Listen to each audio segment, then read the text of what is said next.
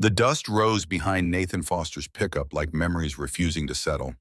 8 hours of driving with nothing but radio static and the rhythmic panting of Duke, his German shepherd, shifting restlessly in the passenger seat. Every few miles, the dog's ears would prick forward as if expecting something to appear from the wasteland, perhaps the life they'd both lost. Montana stretched endless around them, all sky and forgotten corners. Nathan's knuckles whitened on the wheel, the tendons in his weathered hands taut as steel cable. At 48, the former Navy welder carried more weight in his chest than his duffel. Honorable discharge papers, divorce documents, layoff notice, all neatly folded like origami of failure. The mobile home appeared as the sun slumped behind the hills, its light bleeding across the horizon. The trailer wasn't much dented aluminum, a patched tin roof, a sagging wooden porch. But it stood, and that was more than Nathan could say for himself these days. He killed the engine and sat for a moment in the sudden silence, letting it press against his ears. Duke whined softly, tail brushing against the cracked leather seat. Nathan exhaled slowly, the breath of a man resurfacing after too long underwater. Home sweet home. The gravel crunched beneath his boots as he stepped out, the air sharp with sage and coming night. The old man who'd sold him this patch of Montana dirt hadn't lied. It was cheap, barren, and forgotten. But for the first time in years, the word mine didn't sound like an accusation. Inside the trailer was smaller than remembered from the realtor's photos. The ceiling bowed slightly in the middle. The floor creaked. The air carried that familiar scent of metal and disuse, a place abandoned long enough to forget its own name. Nathan dropped his duffel on the couch and rubbed his neck, taking inventory. A coffee mug with the rim chipped, a faded calendar from 2015, a single work glove by the door, its mate long gone. He stood there feeling like an intruder in someone else's unfinished story. Outside, the wind pressed against the trailer's odds, making it groan like an old man turning in his sleep. Nathan turned the tap out of habit. The faucet spat air, then silence. No water, of course. He'd been told the entire valley's well rights had dried up years ago when the county cut off the old lines.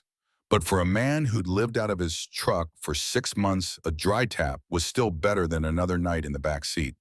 Duke patted inside nose, working the corner's tail low but steady. The dog adjusted faster than he did. Always had, from the divorce to the layoffs at the shipyard. Nathan watched him investigate each room with methodical patience, then settle by the door, eyes catching the faint light leaking through the blinds. There was a steadiness in that gaze that Nathan used to see in mirrors before Afghanistan took it away, before Catherine took Emily in the divorce, before Stallworth Maritime restructured operations, after 30 years of his life poured into their hulls. He pulled out the small photo from his wallet, Emily at 8, gap-toothed and beaming on a tire swing. He'd promised her a proper visit once he was settled. 10 years old now, and he'd become a weekend ghost in her life, haunting the margins of birthday parties and school events. Night settled quickly, wrapping the trailer in darkness thick as tar. Nathan sat on the steps, a tin mug of instant coffee warming his palms, Duke at his feet. The stars appeared like pinpricks in black paper, sharp and cold. He could hear the faint hum of the highway miles away, the sound of people still moving forward, while he sat frozen in place. The moon rose pale and patient, and for the first time in years, Nathan didn't reach for the flask in his jacket. He just sat listening to the creak of the land and the slow breathing of his dog, wondering if this was what healing looked like, a trailer with no water and a sky big enough to swallow everything that still hurt. Morning broke without ceremony, just light creeping through thin blinds and laying across the floor in stripes. Nathan woke before the sun fully cleared the ridge. Years in the service had wired him that way. No alarm, no hesitation, just the soft click of habit in his brain. He sat on the edge of the narrow bed, rubbing stiffness from his knees, and listened. The land wasn't silent like city people imagined. It hummed beneath the surface, the rustle of small creatures, the whisper of wind through sage. There was life here, just moving at a different pace. Through the window he watched Duke pacing the perimeter of the property tail, low head turning toward the back. The dog moved with purpose, the kind of focus that wasn't about chasing rabbits. Something had his attention. Nathan stepped outside, boards creaking beneath his boots, and whistled softly. Duke looked up, then trotted to a shallow depression in the earth about 20 feet behind the trailer. The soil there looked different, lighter, cracked in long, jagged lines that spread like veins across the ground. Nathan crouched, ran his hand over the surface. The dirt crumbled beneath his fingers, bone dry but softer underneath, as if it had once held moisture. The depression wasn't random. It curved gently, a shallow trench that disappeared behind a patch of scrub brush. He'd seen shapes like that before, half a world away, where rivers had once run before sand swallowed them. It looked like a drainage line. Duke tilted his head, panting quietly, then started pawing at the edge, scattering dust. Taking a closer look, Nathan noticed fragments mixed into the dirt, pieces of corroded metal, smooth and rounded. He picked one up and turned it over. The rim was threaded like part of a pipe joint, industrial grade, rather than residential plumbing. He rubbed the rust off with his thumb and felt a familiar pull in his chest. It had been years since he touched anything that reminded him of the work he used to do: field repairs, water systems, makeshift infrastructure, in places the world preferred to forget existed. He pocketed the piece, made a mental note to check the county records for any information about previous structures on the property. Probably nothing, but the shape was too deliberate to be natural. 3 days later, the trailer looked marginally more habitable. Nathan had patched the worst roof leaks, cleared the gutters, and rigged a makeshift water collection system for the next rainfall. The inside had been scrubbed down, windows washed to let in what little breeze came through the valley. Small improvements that couldn't quite mask the bigger problems. No running water, questionable electrical wiring, and a septic system that might be older than he was. Still, for the first time in months, he had a purpose beyond survival. Emily would visit this weekend. Catherine had reluctantly agreed after he'd sent photos of the clean trailer and promised proper sleeping arrangements. He needed to make this work, needed to show his daughter that he wasn't the broken man who'd slept in his truck after the divorce, the one who'd missed her school play because he couldn't afford a decent shirt. Nathan was checking the ancient refrigerator, now humming with stubborn determination, when his phone buzzed. Catherine confirming details for Emily's visit and adding a familiar list of reminders and warnings. He typed a patient response, swallowing the words he wanted to say about her new husband's 3-story house and swimming pool. This wasn't about them, it was about Emily. The hardware store in town sat wedged between a shuttered diner and a post office that looked older than Montana statehood. Bell's Hardware and Supply, according to the faded sign hanging above a door that protested with each opening. Inside smelled of sawdust and machine oil, a comforting perfume that reminded Nathan of better days. He collected supplies from his list: PVC couplings, duct tape, a cheap spade wire mesh for the broken kitchen window, when a voice like worn gravel addressed him from behind the counter. Eleanor Wilson had the sun-weathered face of someone who'd spent decades watching Montana skies change. She rang up his purchases with efficiency, born of repetition, eyes sharp beneath silver hair, pulled into a practical bun. When Nathan mentioned his property off County Road 12, those eyes narrowed slightly, a flicker of something recognition concern, before professional politeness masked it. "That's the old Dry Creek lot, isn't it? Haven't heard anyone living out there in a long while." Nathan nodded, explained he'd purchased it from Harris.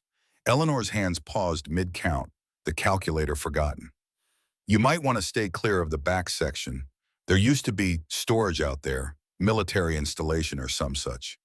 They closed it after some contamination business back in the 80s. Nothing dangerous now, I suppose, but folks around here still don't like to talk about it." Nathan felt something tighten in his gut, a familiar pressure that came whenever the past brushed too close. He asked about a military base, keeping his voice casual despite the sudden dryness in his throat. "More like a logistics yard," Eleanor clarified, bagging his items with practiced movements. "Fuel tanks, maybe some water lines. They called it a cleanup project, but from what I heard, it was more like a cover-up. They brought in crews from outside, kept locals away. All that's left now is dust and bad memories." On the drive back, the wind picked up, sweeping thin lines of dirt across the road. Nathan gripped the wheel, Eleanor's words looping in his head. A logistics yard, water lines, cover-up. It matched what he'd seen behind the trailer, but why would the military build water infrastructure in the middle of nowhere, Montana?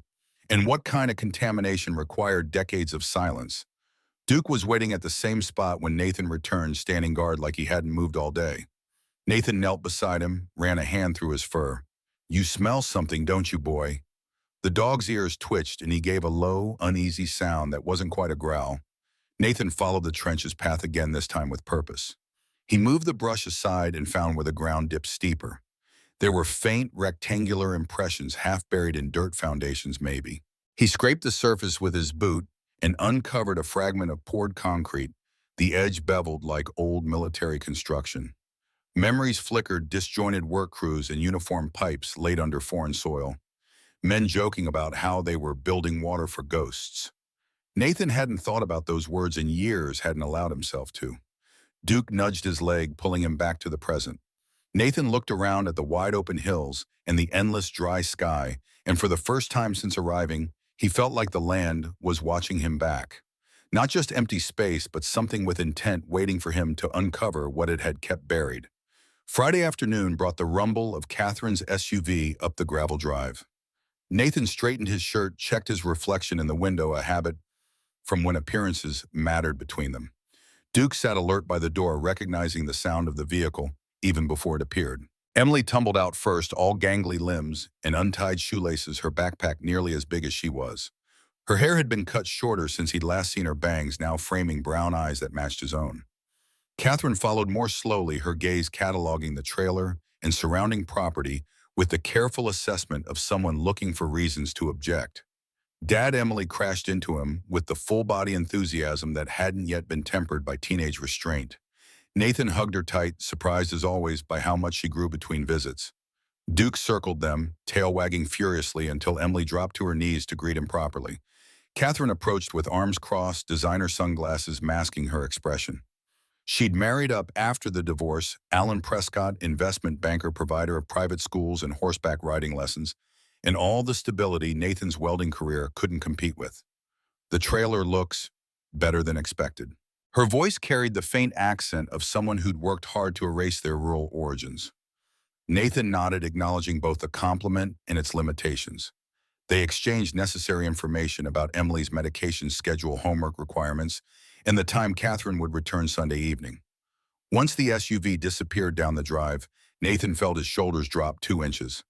Emily was already exploring the trailer, poking her head into cabinets and asking rapid-fire questions about where the water came from and why the floor made funny noises, and whether there were scorpions in Montana. They spent the afternoon settling in, Emily unpacking her carefully labeled bags, Catherine's work. Into the small bedroom, Nathan had prepared hanging string lights shaped like stars above her bed, setting up her collection of geology samples on the windowsill. She'd brought schoolwork too, a science project about water ecosystems that seemed suspiciously timed given their location. Dad, can we collect samples from different places? My teacher says we need to compare clean water and polluted water. Nathan hesitated, remembering Eleanor's warnings about contamination. He steered her towards safer topics. What about tracking animal prints instead, or identifying local plants? Emily agreed with the easy adaptability of children, though her eyes strayed often to the window facing the back of the property. After dinner, hot dogs cooked on a small propane stove with more ketchup than actual food, they sat on the porch steps watching the sunset paint the hills in shades of copper and gold. Emily leaned against Nathan's side, Duke sprawled across both their feet, and the moment felt so fragile Nathan was afraid to breathe too deeply. Dad, why did you move all the way out here? There was no accusation in her voice, just curiosity. Nathan considered his answer carefully, knowing Catherine would hear a detailed report of everything he said. Sometimes you need to step back to see the bigger picture. Like when you're welding, if you're too close to the spark, all you see is the bright spot. You need distance to see how all the pieces fit together. Emily nodded sagely as if this made perfect sense. Do you think you'll stay here forever? The question hit harder than it should have. Not forever, Firefly. But for now, it's what I need. A place that's mine where I can figure things out. She accepted this with the simple faith that still broke his heart, then launched into a detailed explanation of her rock collection, pointing out specimens and reciting facts with academic precision. Nathan listened, marveling at how she'd inherited his focus, but thankfully not his silences.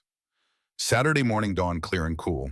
Nathan woke early as always, but found Emily already up, sitting at the small kitchen table with Duke at her feet, both watching the sunrise through the window. She'd made herself cereal, carefully cleaning up afterward. The sight squeezed something in Nathan's chest. She was growing up with an independence born partly of necessity. Catherine was busy with the new baby, Alan worked long hours, and Emily had learned to occupy herself. After breakfast, they decided to explore the property. Nathan planned a careful route that avoided the back section with its mysterious trench, steering them instead toward the eastern ridge where wildflowers grew in surprising abundance. Emily collected specimens for her science teacher, placing leaves and petals between pages of a notebook with scientific precision. "Dad, what's that?" Emily pointed toward the depression behind the trailer that Nathan had hoped to avoid. The morning light hit it differently, revealing its unnatural straightness more clearly. Duke was already trotting toward it, looking back as if asking them to follow. "Just an old drainage ditch, probably." Nathan tried to sound casual. "Nothing interesting." But Emily, with a child's unerring instinct for parental deflection, was already running after Duke. Nathan followed, mentally calculating how to satisfy her curiosity without venturing too deep into territory he didn't understand. They reached the shallow trench, Emily immediately dropping to her knees to examine it with the intensity she brought to all investigations. Her fingers traced the pattern of cracks, head tilted in concentration. "It looks like a river on a map." Duke began pawing at one section, sending dust clouds into the still morning air. Nathan was about to suggest heading back when Emily's hand emerged from the dirt holding something metal that glinted in the sun. "Look what I found." She brushed away the dirt, revealing a circular piece of metal about the size of a $50, stamped with letters and numbers QMC 79. Something cold slid down Nathan's spine. He knelt beside her, took the piece gently. It was a section of pipe cap military grade with a serial designation he hadn't seen in years. The kind used in deployment infrastructure, not civilian projects. "What's QMC mean, Dad?" Emily's curiosity was innocent, but the question landed like a stone in still water. Nathan turned the metal over in his hand, memories stirring at the edges of his mind, fragments of desert heat, the smell of welding flux, voices shouting over machinery. "It's a military code. Quartermaster Corps, they handle supplies and equipment." His voice sounded strange even to his own ears. Emily noticed she always did, her eyes narrowing slightly. "Did you work with them in the Navy?" Nathan nodded, though something felt wrong about the answer. His naval career had been spent largely on ship repairs and offshore platforms. He couldn't recall any joint projects with Army quartermaster units. Yet the designation felt familiar, like a word on the tip of his tongue. Emily's attention shifted as Duke began barking at something further along the trench. He found more stuff. She was off before Nathan could respond, racing to where Duke pawed furiously at the ground. By the time Nathan caught up, Emily had excavated another find, a larger piece of metal with the same markings curved like a section of pipe. Nathan's unease deepened. This wasn't random debris. These were components of a serious installation buried deliberately, but now working their way to the surface. He needed to learn more before Emily uncovered something potentially dangerous. "Let's take these back to the house and clean them up. Then maybe we can look up what they mean online." It was enough to temporarily redirect Emily's attention. She carried her treasures proudly, already planning to include them in her school presentation. That night, after Emily had fallen asleep, surrounded by her collected specimens, Nathan sat at the kitchen table with the metal pieces laid out before him. He'd cleaned them carefully, revealing more markings, serial numbers, date stamps, all 1979, and directional arrows indicating flow orientation. These weren't just random parts, they belonged to a pressurized system, industrial scale, the kind designed to move significant volumes of liquid under controlled conditions. He opened his laptop, searched for QMC 79 Montana project, in variations finding nothing but generic historical references to Army quartermaster operations. If there had been a military installation here, someone had done a thorough job of erasing its digital footprint. Nathan rubbed his temples, feeling the beginning of a headache. Tomorrow he'd take Emily fishing at the creek 5 miles north, well away from whatever lay buried behind the trailer.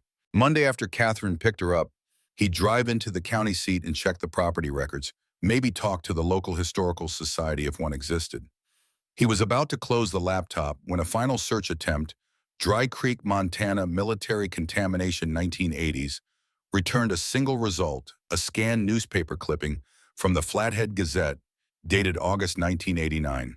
The headline read, "Minor technical incident at federal installation," with a brief paragraph stating that authorities had contained a small equipment malfunction at an unnamed government facility near Dry Creek.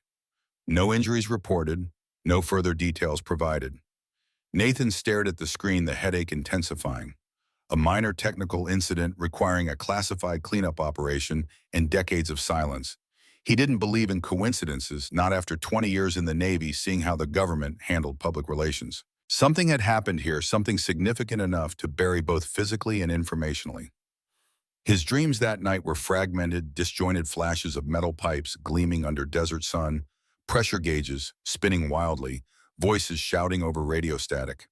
He woke several times gasping for air, as if he'd been underwater too long. Each time Duke was there pressing against his side, a warm anchor to reality. Sunday passed in deliberate distraction. Nathan took Emily fishing as planned, then hiking along safe, well-marked trails. They spotted deer, collected interesting stones, and avoided all conversation about the mysterious metal objects now sitting in a shoebox under Emily's bed. She seemed to sense his reluctance, directing her boundless curiosity towards safer topics, though her eyes drifted often toward the back of the property. By the time Catherine's SUV appeared Sunday evening, Nathan had almost convinced himself he was overreacting. Military installations were decommissioned all the time. Old equipment got buried or forgotten. The contamination mentioned it was probably nothing more than standard fuel runoff or industrial chemicals common to any base operation. Nothing sinister, nothing worth upending his fresh start over. Emily hugged him fiercely before climbing into the SUV, making him promise to investigate their treasure further before her next visit. He agreed, watching until the vehicle disappeared down the road, taking with it the noise and energy that had briefly made the trailer feel like a home. Monday morning, Nathan drove into Clayton, the county seat 30 miles east. The records office occupied the basement of a granite courthouse built when Montana was still claiming its identity. Inside smelled of paper and dust, the air conditioning fighting a losing battle against summer heat.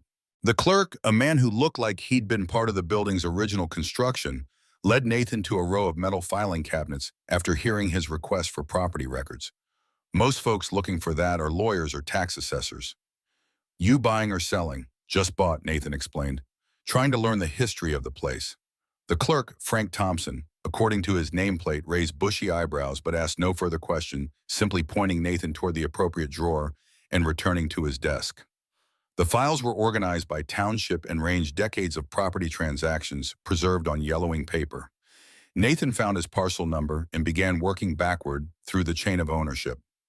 Harris had purchased it in 2010 from a Margaret Wilson. Before that, the property had passed through several banks in quick succession, all corporate transactions rather than individual owners. And before 1990, nothing. The chain simply stopped. Nathan frowned, double-checked his parcel number. Every property had a continuous ownership record from original land grant forward. This gap made no sense unless government acquisition. Frank's voice came from directly behind Nathan, making him start.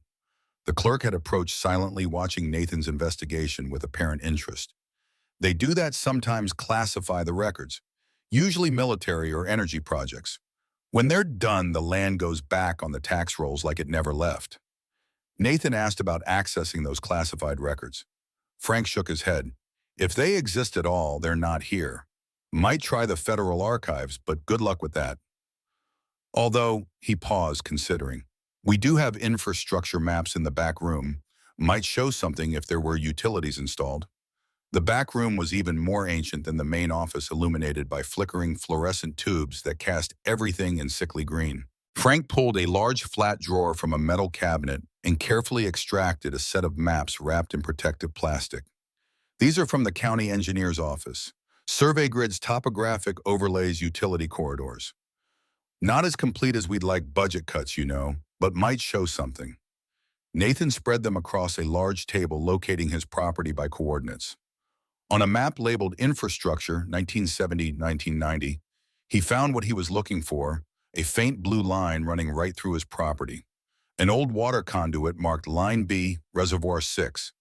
His eyes followed it south until it ended in a shaded rectangle labeled Federal Reserve, QMC Water Containment Unit, 1979-1989. His pulse quickened as he noticed two words stamped in red at the edge of the shaded area: Decommissioned Post-Explosion, 1989. A handwritten annotation beside it read, "Site sealed under EPA supervision, contamination risk unverified." Nathan's stomach tightened. Explosion, reservoir. That explained the sealed pipes, the missing water rights, maybe even why the town avoided the subject. But what kind of water reservoir required military oversight, and what had exploded?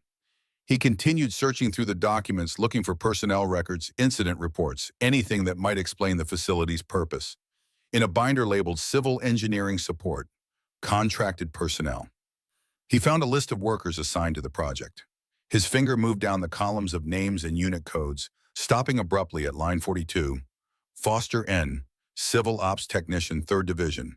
Temp assignment, Spring 1980. The room tilted. Nathan gripped the edge of the table, staring at his own name. He had been there, worked on that very project. The reservoir that exploded, the one buried and forgotten, had once been under his supervision. But he had no memory of it. Nothing in his service record mentioned any assignment in Montana. Nothing in his own recollection included this facility. Someone had erased it from the official records and somehow from his own mind. Frank must have noticed his reaction. Found something interesting. Nathan folded the map carefully, controlling his expression through years of military discipline. Just trying to figure out where to dig my well. Thanks for your help. He checked out a copy of the infrastructure map, claiming an interest in avoiding any buried utility lines. Frank seemed skeptical, but didn't object, merely reminding him that the documents were public record, but couldn't be removed from the building.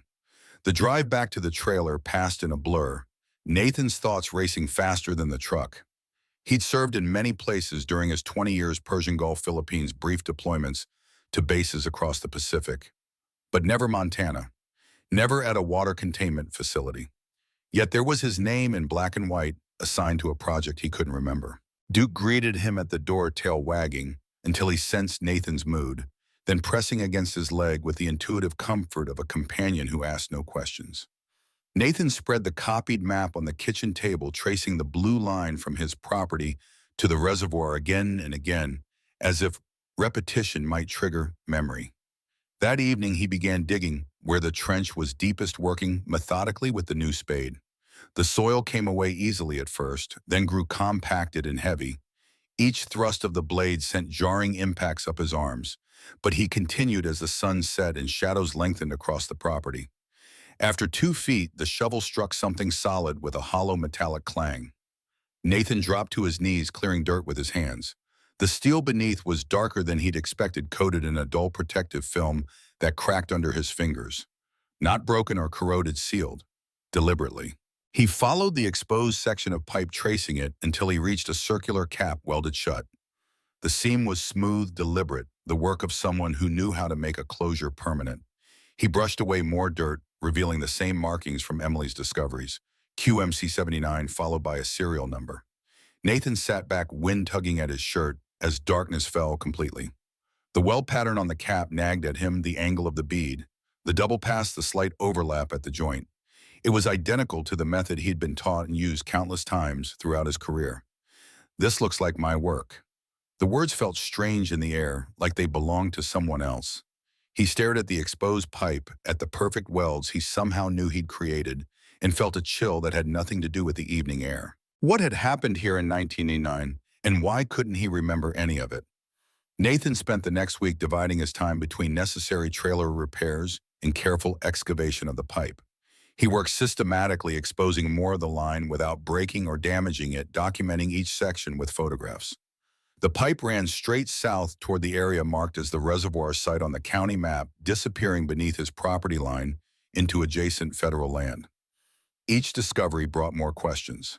The pipe was industrial grade, 8 inches in diameter, with pressure ratings far exceeding normal water supply requirements. The wells were perfect professional military spec work with regular access points sealed permanently closed. This wasn't designed for residential use. It was built to contain something under significant pressure. At night, the dreams intensified. Fragmented images of desert heat overlaid with Montana landscapes. The smell of welding flux and something chemical beneath it. Voices shouting about pressure readings, about containment protocols. A man in a white lab coat arguing with a military officer, while Nathan worked nearby pretending not to hear. None of it made sense as a coherent narrative, but the emotional residue left him waking in cold sweats. Friday afternoon, Nathan drove into town for supplies. The weekend forecast predicted the first significant rainfall since his arrival, and he needed to finish weatherproofing the west-facing windows. At Bell's Hardware, Eleanor greeted him with the same efficiency as before, though her eyes held a question she didn't voice. As she rang up his purchases, Nathan casually mentioned finding some old pipes on his property. QMC 79, does that mean anything to you? Eleanor's hands stilled momentarily. Where'd you hear that designation? It was stamped on some metal I dug up. Looks military. Nathan kept his tone conversational, watching her reaction carefully. You should leave it buried. Her voice dropped lower, though the store was empty, save for them. That project brought nothing but trouble. Frank Dawson worked on it briefly. He's at the Bluebird Cafe most mornings, if you're determined to know more. But my advice, focus on fixing your place and forget what's underground. Some things stay buried for good reason. Nathan thanked her, paid for his supplies, and headed for the door. Eleanor's voice stopped him at the threshold. Foster. The name sounded different when she said it, laden with something between recognition and caution. Be careful what you go digging for, especially with a little girl visiting. The comment about Emily sent a chill through him. How did Eleanor know about his daughter's visits? He hadn't mentioned her, and Clayton was 30 miles from Dry Creek. The implication was clear. People were watching his activities, talking about them. The question was why. The Bluebird Cafe occupied a faded blue building on Main Street, wedged between a real estate office and a taxidermist. Saturday morning found Nathan there before dawn, nursing a cup of coffee strong enough to strip paint. The waitress had pointed out Frank Dawson without prompting. Apparently, his inquiries were already the subject of local discussion. Frank sat alone at a corner booth, a man in his mid-70s, with the rope-muscled forearms of someone who'd spent decades in physical labor. His face was a topographic map of deep lines and weather damage, white hair cropped military short, despite what must have been decades since his service. He acknowledged Nathan with a slight nod, neither inviting nor discouraging approach. Nathan slid into the booth across from him, introduced himself simply. Frank studied him over the rim of his coffee cup, eyes sharp despite their age.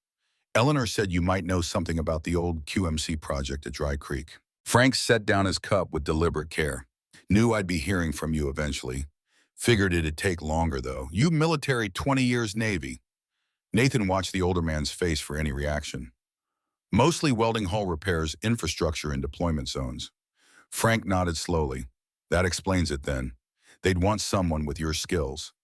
Nathan waited for elaboration, but Frank seemed content to let silence stretch between them, a test of patience Nathan recognized from his own service days. Finally, Frank spoke again, voice lowered, though the cafe was nearly empty. That project wasn't what they told us it was. Started as water storage, strategic reserve for some government contingency plan. Drought preparation, they said. Then the parameters changed. New personnel arrived, more security-restricted areas. Something was added to the reservoir, chemical, biological, I don't know. We weren't cleared to know. Nathan leaned forward. What happened in '89? The explosion. Frank's mouth tightened. Pressure buildup in the main containment. Someone miscalculated, or the materials degraded faster than expected. The blast breached the southern wall. They evacuated everyone within 5 miles, brought in hazmat teams. The official story was a minor technical incident. Frank's laugh held no humor. 17 dead says different. Nathan felt cold despite the cafe's warmth. 17. How is that not public knowledge? Wrong people in the wrong place. Frank's voice had dropped to barely above a whisper. There was a displacement camp south of the reservoir. Seasonal workers mostly, migrants, people no one would miss. When the containment failed, the camp was directly in the path of the whatever it was.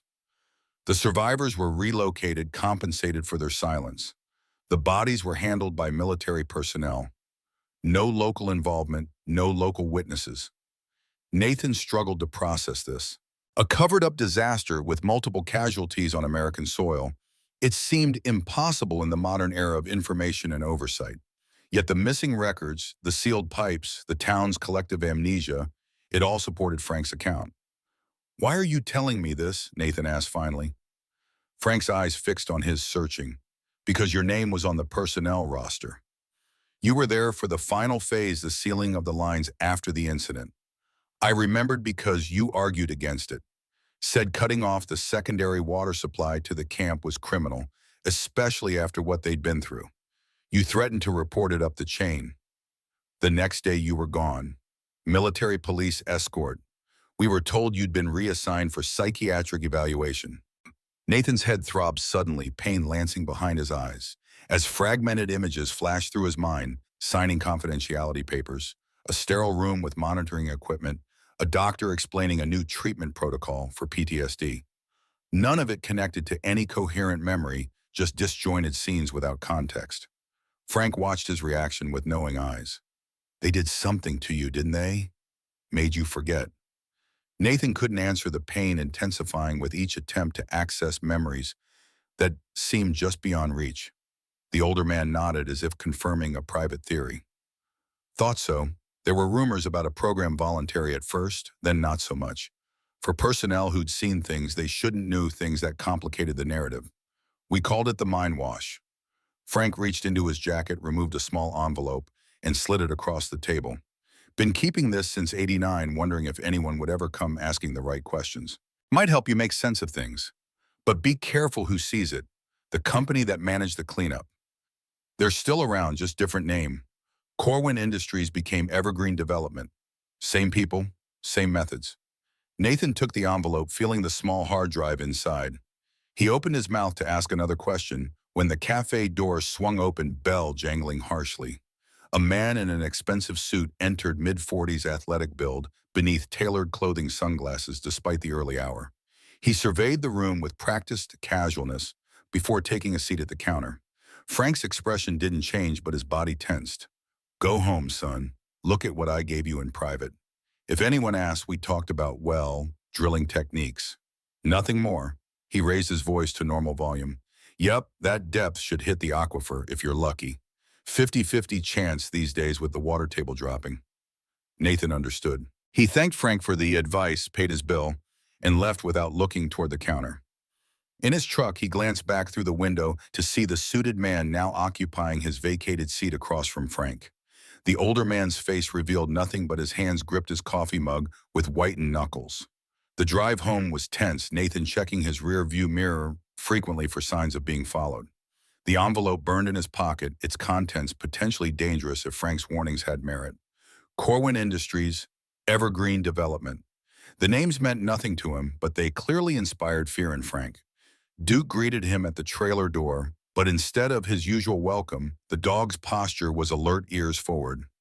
Nathan quieted him with a hand signal, then did a careful sweep of the property perimeter. Nothing seemed disturbed, but the back of his neck prickled with the sensation of being watched. Inside, he powered up his laptop and inserted the drive from Frank. It contained a single encrypted folder that required a password. Nathan tried several military abbreviations without success before remembering Frank's odd phrase, mind wash. The folder opened immediately. Inside were scanned documents, official reports with security classifications, personnel rosters, technical specifications for the reservoir, and most disturbing, medical records. His medical records dated June 1989 with a header reading, MK Ultra Subset Reset 4 Candidate Evaluation and Procedure Authorization. The documents detailed a memory suppression protocol using a combination of chemical compounds and directed electrical impulses. Nathan Foster, identified as Subject 37, had been deemed suitable for full erasure following his non-compliance with containment directives and stated intention to report civilian casualties. Nathan's hands shook as he scrolled through the clinical descriptions of how his own memories had been systematically removed, replaced with a fabricated narrative of routine deployment. The final page contained post-procedure evaluations confirming complete suppression of target memories and recommendations for periodic monitoring during subjects' remaining service years. The implications were staggering. Not only had the government covered up a disaster that killed 17 people, but they had erased the memories of witnesses who threatened to expose it. And now, 30 years later, he'd unwittingly purchased property directly connected to that project. A notification sound from his laptop interrupted his thoughts. An email had arrived from an address he didn't recognize, with a subject line that made his blood run cold. Regarding your inquiry into QMC 79, cease immediately.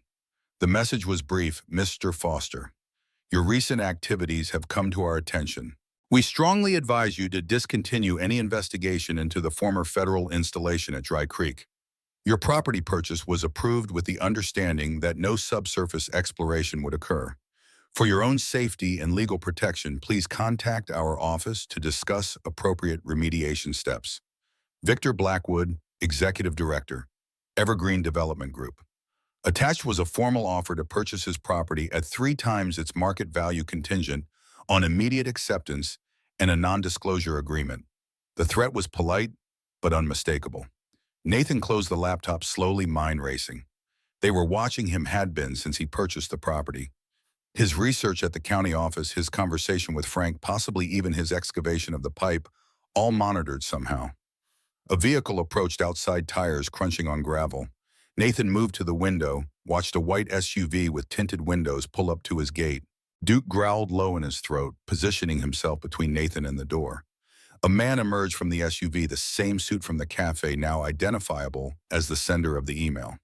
Victor Blackwood moved with the confident precision of someone accustomed to authority, adjusting expensive cuffs as he surveyed the property. His gaze lingered on the partially excavated trench, then lifted to the trailer windows where Nathan stood watching. For a moment, neither man moved. Then Blackwood's lips curved in a smile that never reached his eyes. He raised one hand in a gesture that managed to be both greeting and warning before returning to his vehicle and driving away. The message was clear. We know what you're doing. We're giving you one chance to walk away. Nathan remained at the window long after the SUV disappeared, the familiar weight of decisions settling in his chest. He could take the money, move somewhere else, start over again. The practical choice, the safe choice. Or he could continue digging, literally and figuratively, until he uncovered the full truth about what happened in 1980, about what had been done to him, to the 17 victims, to the land itself. Duke pressed against his leg, a solid reminder of the present moment. Nathan reached down, ran a hand through the dog's fur. Tomorrow, Emily would arrive for her weekend visit. Catherine would be delivering her at 4, expecting a safe, normal environment for their daughter. The decision crystallized with unexpected clarity.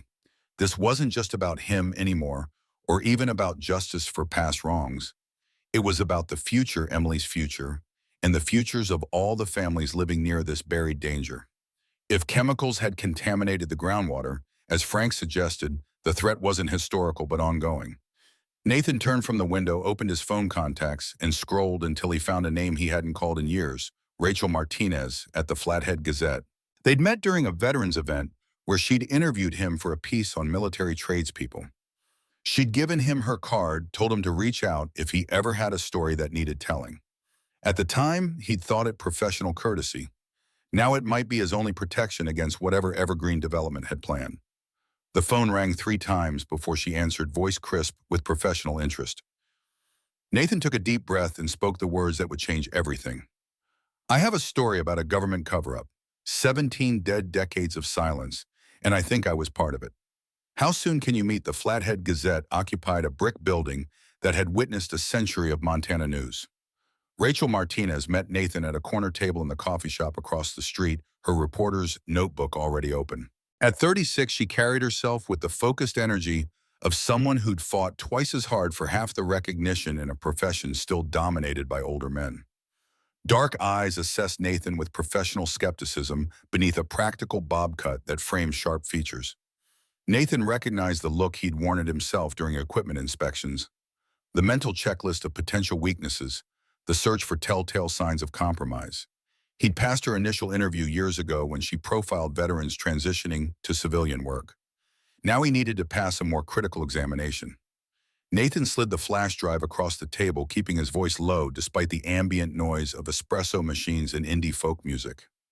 I found pipes on my property connected to a facility called QMC Water Containment. Records show 17 people died there in 1989, but there's no public acknowledgement.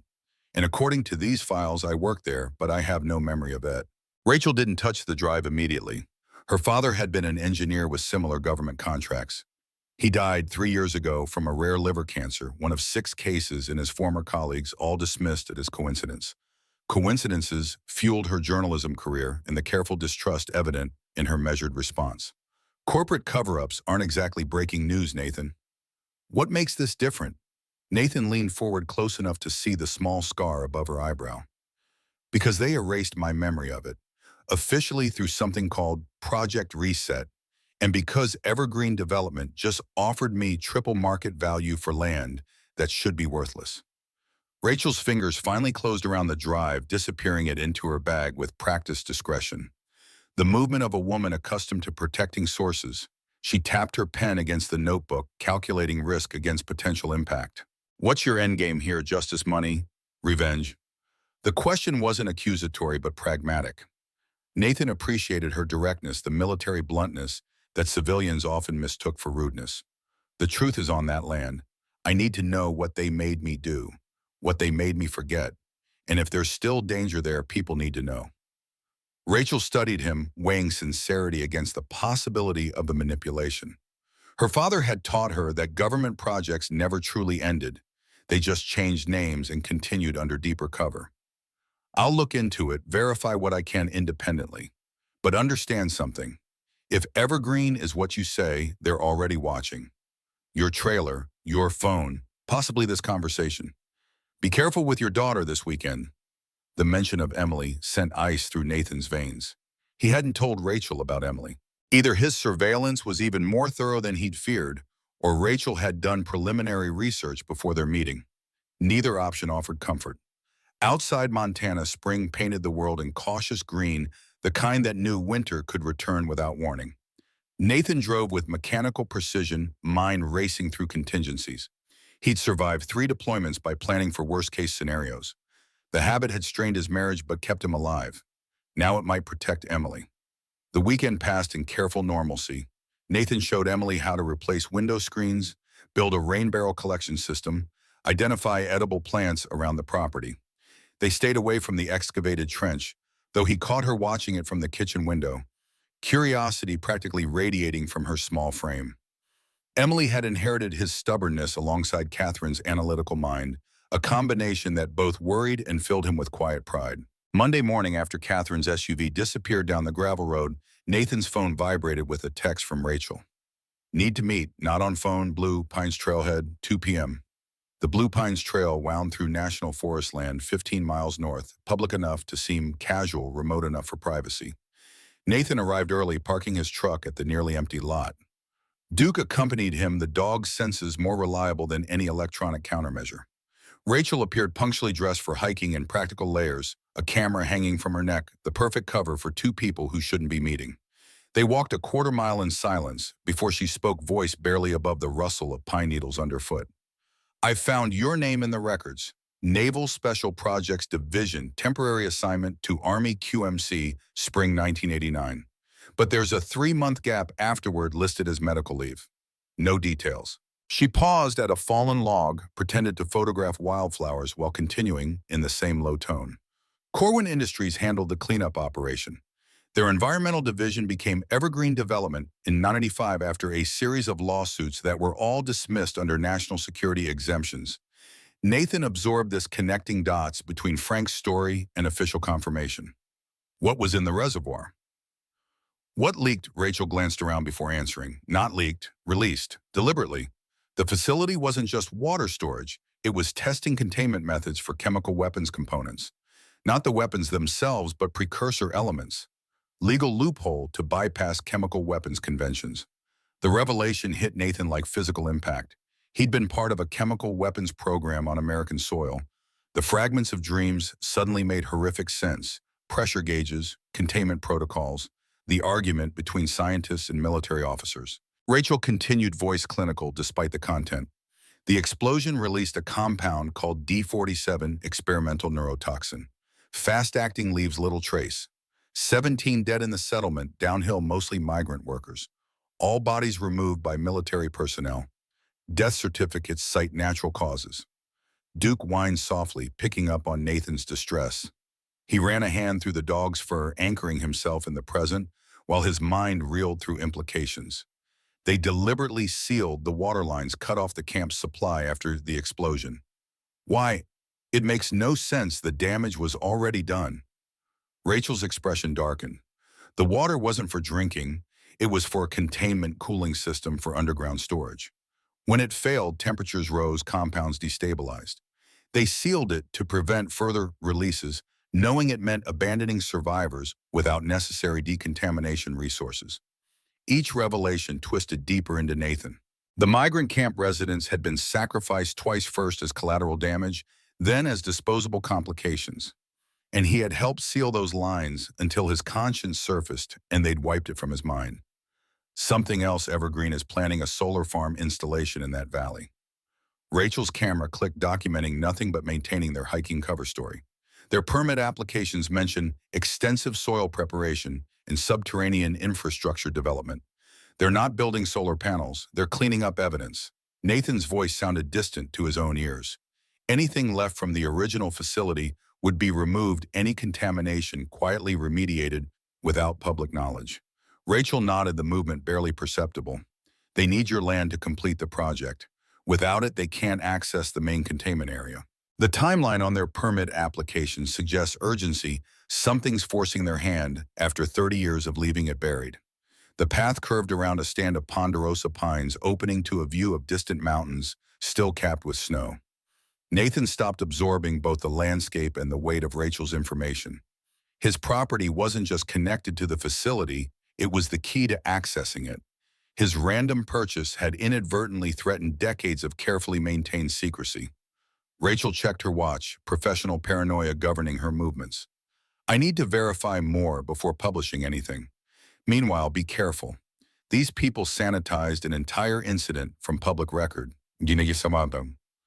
They won't hesitate over one uncooperative landowner. They parted at the trailhead, Rachel driving north toward Clayton, while Nathan headed back to Dry Creek. The afternoon sun cast long shadows across the valley, painting the landscape in stark contrasts that matched his internal state.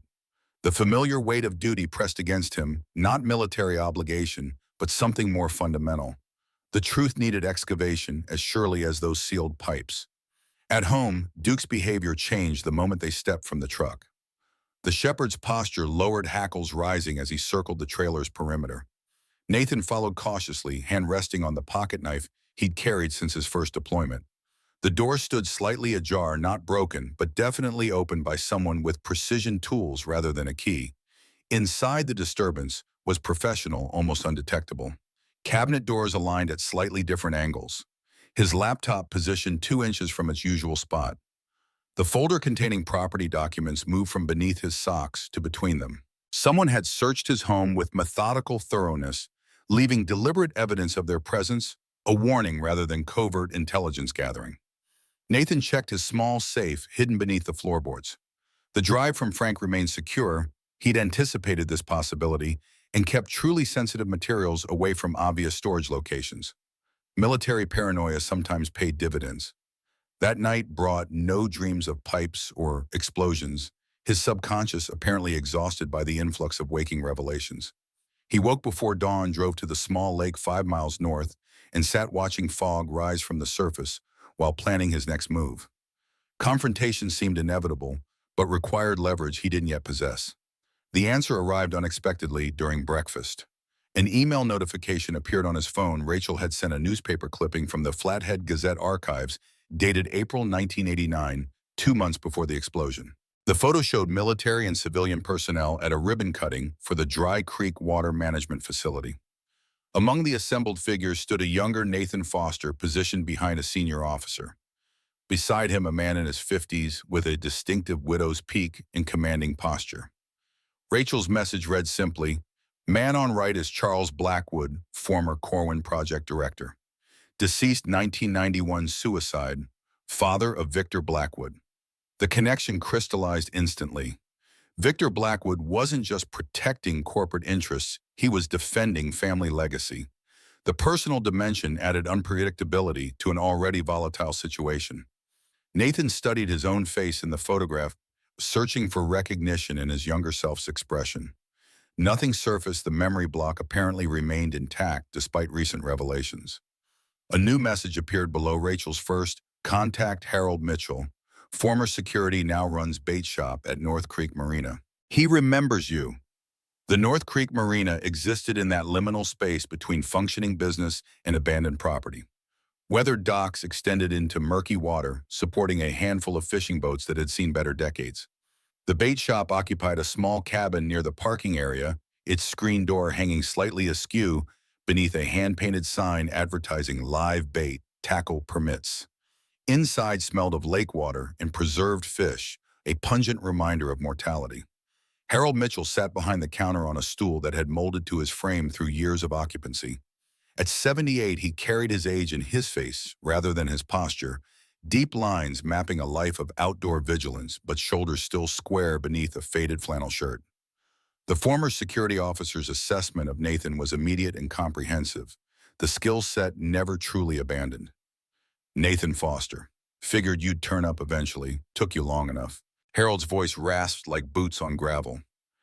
Decades of cigarettes evident in every syllable. They didn't get it all, did they? The memories, something broke through. The directness startled Nathan despite his preparation. The older man's certainty suggested not just knowledge of the memory procedure, but personal familiarity, the kind that couldn't be researched. Something about how you hold your shoulders.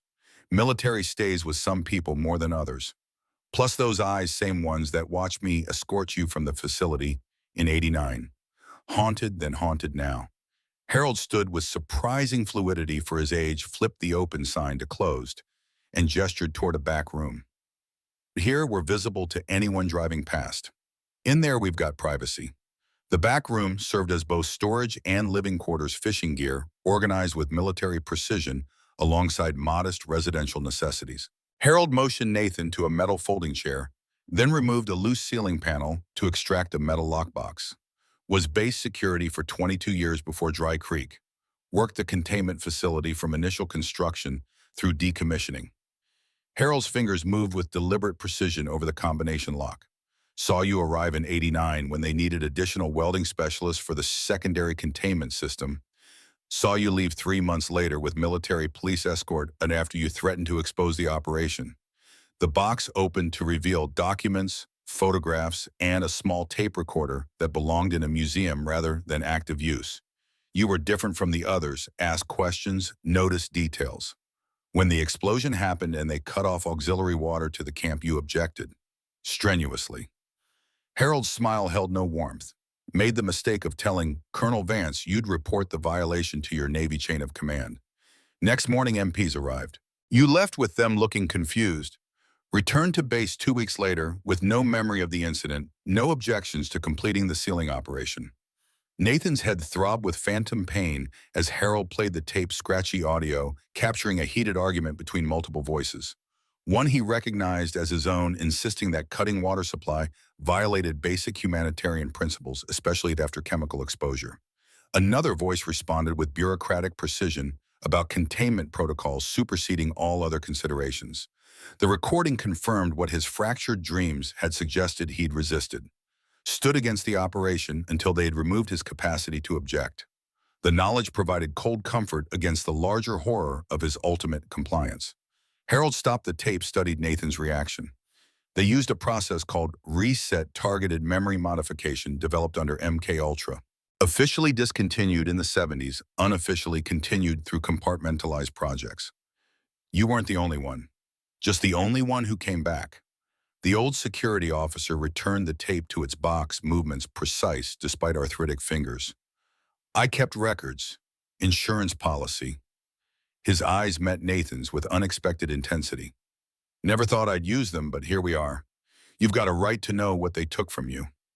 Nathan processed this information with the part of his mind still functioning through the emotional storm. Why help me now? You were part of the operation. Harold's expression shifted, revealing something beneath the gruff exterior, regret perhaps, or its more useful cousin, resolve. My grandson has leukemia, 9 years old, rare form associated with specific chemical exposures, same chemicals we handled at Dry Creek. 3 other security officers from the facility have grandkids with similar conditions. Too many for coincidence. The company denies any connection. Understanding dawned cold and clear. This wasn't about ethics or justice, it was personal survival extending to the next generation.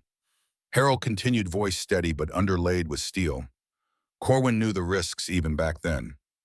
Documents prove it, but Victor Blackwood has spent his career burying evidence, protecting his father's legacy and company profits. My grandson doesn't have time for corporate litigation delays. Harold handed Nathan a small leather case containing an ancient USB drive and a key.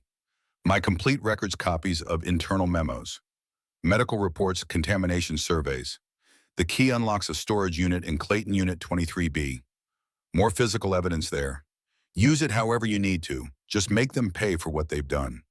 The drive felt impossibly heavy for its size, 30 years of secrets condensed to digital format lives, and deaths reduced to data. Nathan pocketed it carefully, the weight of responsibility settling alongside it. Harold watched the movement with eyes that had witnessed too much to believe in easy resolution. They'll come after you hard once they realize what you have. The old man's voice had softened, concern bleeding through professional detachment. Already watched your trailer once. Next time won't be so subtle. Consider sending your daughter somewhere safe until this plays out. The mention of Emily sent alarm racing through Nathan's system. He thanked Harold with military brevity and left with purposeful strides, mind already calculating protective measures. Duke sensed his tension, maintaining alert watchfulness during the drive home.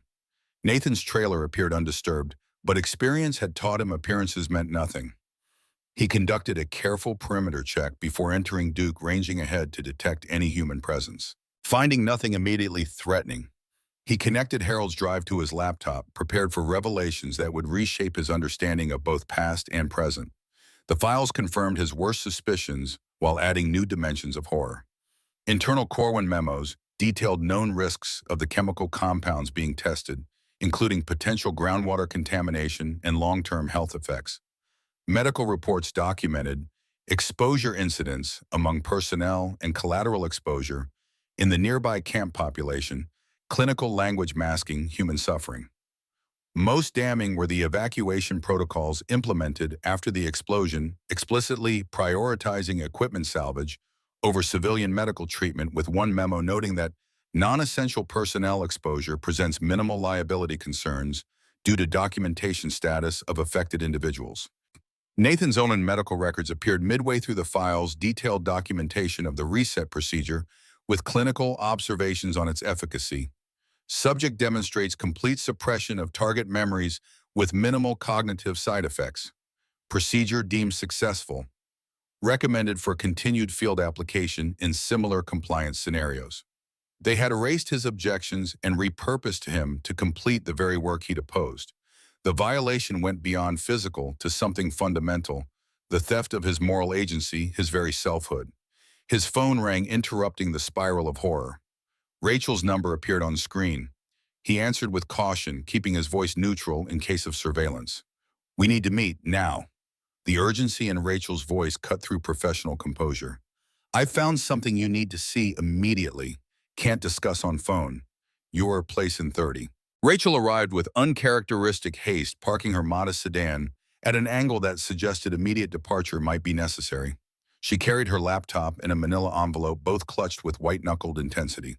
"Soil and water testing from your property and surrounding areas." Her voice remained steady while her eyes communicated additional urgency. "Significantly elevated levels of synthetic organophosphates consistent with degraded nerve agents. Higher concentrations toward the sealed facility. Current EPA thresholds exceeded by factors of 15 to 70, depending on proximity." Nathan absorbed this information with growing dread. Rachel continued professional detachment, failing to mask genuine alarm. "These compounds are associated with specific health effects, neurological damage, reproductive issues, certain rare cancers. The pattern of illness in nearby communities shows statistical correlation that can't be coincidental." The clinical description transformed into personal threat as Rachel spread maps across Nathan's kitchen table, indicating contamination concentrations radiating from the former facility site. His property sat directly in the highest exposure zone, the place where he'd allowed Emily to collect soil samples just days before. A visceral memory surfaced: Emily kneeling in the dirt near the exposed pipe, hands blackened with soil as she gathered specimens for her science project. Nathan's heart hammered against his ribs. "I need to call Catherine. Make sure Emily's all right." Rachel's hand on his arm stopped him. "Not on your phone. It's almost certainly compromised. Use mine away from the trailer. Also, you should see this." She opened her laptop, displaying an internal Evergreen development memo dated 2 days earlier. "Acquisition of foster property essential to Phase 2 remediation. Alternative measures authorized if standard procurement fails. Timeline critical due to recent subsoil stability concerns." Alternative measures. The corporate euphemism contained implicit threat. Nathan moved toward the door, instinct demanding immediate action to protect Emily. Rachel followed, continuing to explain as they walked toward her car. They're accelerating their timeline. Satellite imagery shows increased activity at the old facility perimeter. Equipment being moved in after dark. Whatever's buried there, it's becoming unstable. They're worried about larger containment failure. The solar farm story is cover for a major hazardous waste extraction operation. Without your property, they can't access the primary containment chamber. Nathan used Rachel's phone to call Catherine, maintaining composure through years of practiced discipline. The conversation revealed no immediate concerns. Emily was attending school, normally showing no unusual symptoms. Nathan cited a potential water quality issue, recommended avoiding using any samples collected from his property for her science project. Catherine's skepticism radiated through the connection, but she agreed more from parental caution than trust in his judgment. Relief lasted precisely 4 hours. The call from Catherine came as evening shadows lengthened across the valley. Emily had collapsed during afternoon recess, vomiting, disorientation, difficulty breathing. Hospital doctors were running tests, found no obvious cause. Nathan's blood turned to ice water as Catherine described symptoms consistent with low-level organophosphate exposure. The 20-minute drive to Clayton Memorial Hospital compressed into a blur of white-knuckled steering and fragmented prayers to deities Nathan had never formally acknowledged. Duke remained at the trailer. Hospitals had strict policies against non-service animals, and Nathan needed to focus entirely on Emily. The pediatric ward's antiseptic brightness assaulted his senses after the dim truck cab. Catherine stood from a molded plastic chair. As he approached her, designer clothing rumpled from hours of anxious waiting. Her face showed the particular devastation unique to parents facing a child suffering, fear mixed with helpless rage and desperate hope. They're still running tests. She's stabilized, but they don't know what caused it. Catherine's composure cracked slightly, revealing the terror beneath professional polish. Alan's flying back from Chicago, should be here by morning. Nathan nodded, mechanically processing information through emergency protocols developed in crisis zones. Emily lay small against white hospital sheets, skin pale beneath fluorescent lighting, an IV line trailing from one thin arm. Her eyes opened as he approached, confusion giving way to recognition, then relief. "Dad, you came." The weakness in her voice shredded his remaining composure. Nathan took her hand gently, mindful of the medical tape securing the IV. "Always Firefly, how are you feeling?" The question inadequate against the visual evidence of her condition, but necessary for establishing baseline status. Emily's attempt at bravery wobbled but held. "Kind of dizzy. Threw up at school. Really embarrassing. They said I might have to stay overnight for observation." Nathan maintained his reassuring expression through force of will, while internally cataloging each symptom against what he now knew about the chemicals lurking beneath his property. The timeline matched Emily's weekend visit, handling contaminated soil, delayed onset of organophosphate exposure. His property hadn't just revealed dangerous secrets, it had actively harmed his child. The realization crystallized his purpose with diamond clarity. This wasn't about memory recovery or justice for historical wrongs anymore. This was about Emily, about preventing other children from similar harm. The stakes had transformed from abstract to devastatingly concrete. Jerry Elena Chen entered with clipboard efficiency, introducing herself as the attending pediatrician. Mid-40s, with the focused intensity of someone who'd chosen medicine as vocation rather than career, she quickly established rapport with both parents while maintaining primary attention on Emily. Her preliminary assessment confirmed Nathan's fears while avoiding specific attribution. Symptoms consistent with environmental exposure to a synthetic compound. Blood work shows markers we typically associate with certain pesticides or industrial chemicals. Emily's condition thankfully appeared to be mild and responding to treatment, but Dr. Chen had questioned specific targeted inquiries about potential exposure sources. Nathan met Catherine's accusatory stare with resigned acknowledgement. "I need to speak with Dr. Chen privately. Something at my property might be related." His ex-wife's expression shifted from anger to alarm, maternal protection overriding personal resentment. In the hallway, Nathan provided Dr. Chen with a carefully edited version of his discoveries: contaminated soil from an old military installation, possible chemical residue, recent excavation that might have released dormant compounds. He omitted classified details while conveying the essential medical information. Dr. Chen's professional demeanor remained intact, but her eyes reflected growing concern as Nathan spoke. "This aligns with her presentation. Most commercial testing labs won't identify these specific compounds. They're not on standard environmental panels. She hesitated, then continued with lowered voice. I've seen similar cases before. 3 in the past 2 years, all from rural properties within 30 miles of here. All children, all presenting with similar symptoms after soil or water exposure. The information landed like physical impact.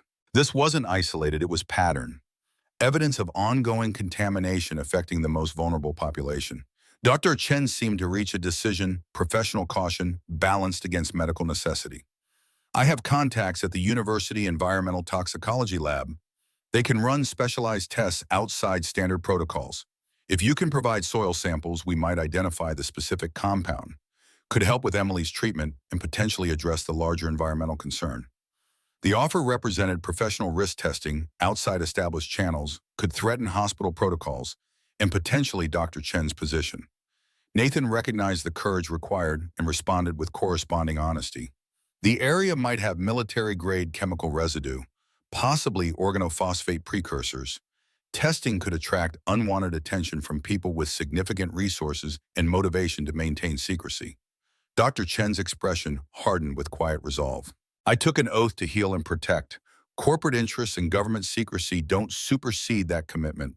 Bring me samples. I'll handle the testing discreetly through channels I trust. The alliance formed in that sterile hospital corridor represented unexpected reinforcement, medical expertise, and ethical commitment, adding scientific credibility to Nathan's growing case. He thanked her with military brevity before returning to Emily's room. Catherine remained beside their daughter, who had finally drifted into restless sleep. The monitors showed stable vital signs, small mercies in a situation rapidly spinning beyond control. Nathan approached with careful steps, knowing the coming conversation would permanently alter their fragile co-parenting equilibrium. "What haven't you told me?" Catherine's question emerged barely above whisper parents' instinct, recognizing deeper currents beneath Nathan's explanation.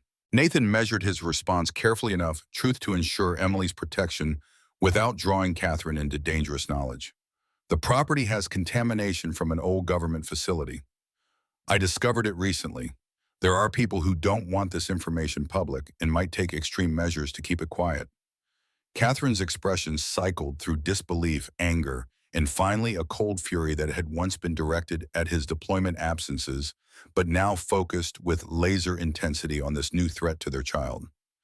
"You brought our daughter into a toxic waste site." Her controlled voice belied the rage beneath. "I didn't know until after her visit." Nathan matched her quiet intensity, aware of sleeping Emily just feet away. "I'm handling it, but I need you to take precautions. Change your phone number. Take Emily to your parents in Oregon once she's released. Stay there until I contact you through Alan's office line, not your cell." The specificity of his instructions penetrated Catherine's anger, triggering the analytical mind that had made her a formidable contract attorney. "This isn't just contamination, is it? This is something worse. Government cover-up, corporate conspiracy, the kind of thing you always suspected, but I dismissed as paranoia." The accuracy of her assessment confirmed what Nathan had always known. Catherine's dismissal of his concerns had been rooted in pragmatism rather than disbelief. She had never doubted his perceptions, merely his priorities. Now those perceptions directly affected Emily's safety, shifting the equation fundamentally. Their silent exchange contained years of complicated history, culminating in Catherine's slight nod agreement to necessary precautions without requiring complete disclosure. "I'll tell the hospital it's a custody concern. They'll limit information and visitor access." Her legal mind already navigating practical protections. "Alan's family has a lake house in northern Idaho. No digital footprint, not connected to us publicly. We'll go there instead of my parents." Nathan nodded, relief mixing with renewed purpose. Catherine would protect Emily with the same fierce competence she applied to everything. His role now was eliminating the threat at its source, making permanent safety possible rather than just temporary refuge. He left the hospital with Emily's sleepy goodbye echoing in his ears, promised to call tomorrow to bring Duke for a visit once she felt better. Promises Nathan intended to keep once he'd addressed the danger represented by evergreen development in their buried secrets. The evening sky had deepened to indigo by the time Nathan returned to his trailer, stars emerging with cold clarity above the valley. Duke greeted him with uncharacteristic wariness, Hackles raised a low growl emerging as Nathan approached the door. The warning registered instantly. Nathan dropped to a defensive crouch, scanning the surroundings with combat-honed senses. Nothing visibly disturbed, but Duke's behavior confirmed intruder presence, recent or current. The door stood slightly ajar, half an inch of darkness, visible where it should be securely latched. Nathan circled around back, approaching through shadows with silent precision. The bedroom window provided visual access without announcing his presence. Inside, moonlight revealed drawers pulled open, papers scattered across the floor. More concerning was Duke's water bowl tipped over liquid still pooling on the linoleum. Not an accident given the dog's careful habits. Deliberate contamination seemed the likely explanation for Duke's refusal to enter the trailer. Nathan retreated to his truck, weighing options with tactical detachment. The intrusion pattern differed from previous surveillance, messier, more destructive, suggesting different personnel or changed objectives. Poisoning attempt indicated escalation from observation to active threat. Evergreen had shifted from warning to elimination. Decision crystallized with military clarity. Nathan drove toward Clayton Duke beside him in the passenger seat, heading not home, but to Unit 23B, at Mountainside Storage, the location Harold Mitchell's key would access. Better to retrieve the physical evidence before Evergreen discovered its existence. The storage facility occupied the outskirts of Clayton, illuminated by harsh security lighting that created sharp shadows between uniform metal units. Nathan located 23B at the far corner, partially obscured from the main access road, Harold's security training evident in the location choice. The padlock yielded to the key with well-maintained precision. Inside, motion-activated battery lights revealed floor-to-ceiling shelving stacked with labeled containers, banker's boxes, and military-grade waterproof cases organized with methodical care. Each bore handwritten dates spanning 20 years of Dry Creek facility operation. Nathan accessed the most recent containers, first finding logbooks, maintenance records, and security reports from the final months before the explosion. Harold's meticulous documentation included personnel shift records showing exactly who had been present during critical periods, including Nathan's own service times and subsequent removal. A weatherproof case marked 1989 containment failure contained the most damning evidence, internal communications ordering the deliberate sealing of water lines, despite knowing civilian populations remained in contaminated areas. Authorization signatures included both Charles Blackwood and Colonel James Vance, with implementation verification signed by various personnel, including Nathan Foster, dated 2 weeks after his reset procedure. His own signature on the document that condemned survivors to prolonged exposure without mitigation resources.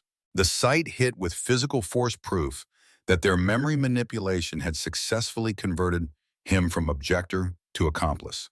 What he'd considered an inviolable moral core had been overwritten through applied neurochemistry. The final container held medical records tracking health outcomes for facility personnel and, more critically, limited data on exposed civilians. The pattern emerged with statistical clarity: elevated cancer rates, reproductive issues, neurological disorders, and second-generation effects appearing in descendants of those exposed. Documentation that would eviscerate Evergreen's denial of ongoing health impacts. Nathan photographed key documents with his phone, then selected the most critical materials to transport physically. As he worked, headlights swept across the storage unit door, a vehicle turning into the facility entrance. Instinct triggered immediate response. Nathan killed the lights, secured the most important evidence in a weatherproof backpack, and moved to a position allowing observation without exposure. A white SUV identical to Victor Blackwood's circled the storage complex with deliberate slowness, high beams sweeping across unit doors. The search pattern suggested specific targeting rather than random security patrol. Nathan remained motionless as the vehicle passed 23B, continued around the perimeter, then parked near the entrance with engine running and lights extinguished. Waiting, watching, the hunter's patience. Nathan calculated options with combat-honed precision. Remaining risk discovery if they expanded the search to individual units. Leaving required passing the entrance where the SUV lurked. The evidence he'd gathered was too valuable to abandon, too important to risk capture. Decisive action provided the only viable path. He secured the unit, locked it with deliberate care that would indicate undisturbed status to casual inspection, then led Duke along the back perimeter where security lighting created the deepest shadows. Years of military operations in hostile territories had taught Nathan to move within darkness rather than merely through it, becoming part of the environment rather than an intruder within it. They reached Nathan's truck undetected, parked on the far side of an adjacent self-storage business. The return journey required circuitous routing to avoid potential surveillance, adding 40 minutes, but ensuring clean arrival at the one location Nathan trusted momentarily, Dr. Chen's environmental clinic on Clayton's north side. The clinic stood dark except for security lighting closed for regular business at this hour. Nathan located the after-hours sample drop box Dr. Chen had described during their hospital conversation, secure, temperature-controlled, accessible only to laboratory personnel. He deposited soil samples collected from his property, along with a sealed note detailing exact collection locations and suspected compounds. Duke whined softly as they returned to the truck, the shepherd's demeanor showing signs of distress beyond normal alertness. Nathan checked him carefully under the parking lot lights, finding slight tremors in the dog's hindquarters, unusual lethargy replacing typical vigilance, symptoms consistent with low-grade toxicity, matching Emily's presentation, but manifesting more rapidly due to direct ingestion from the water bowl.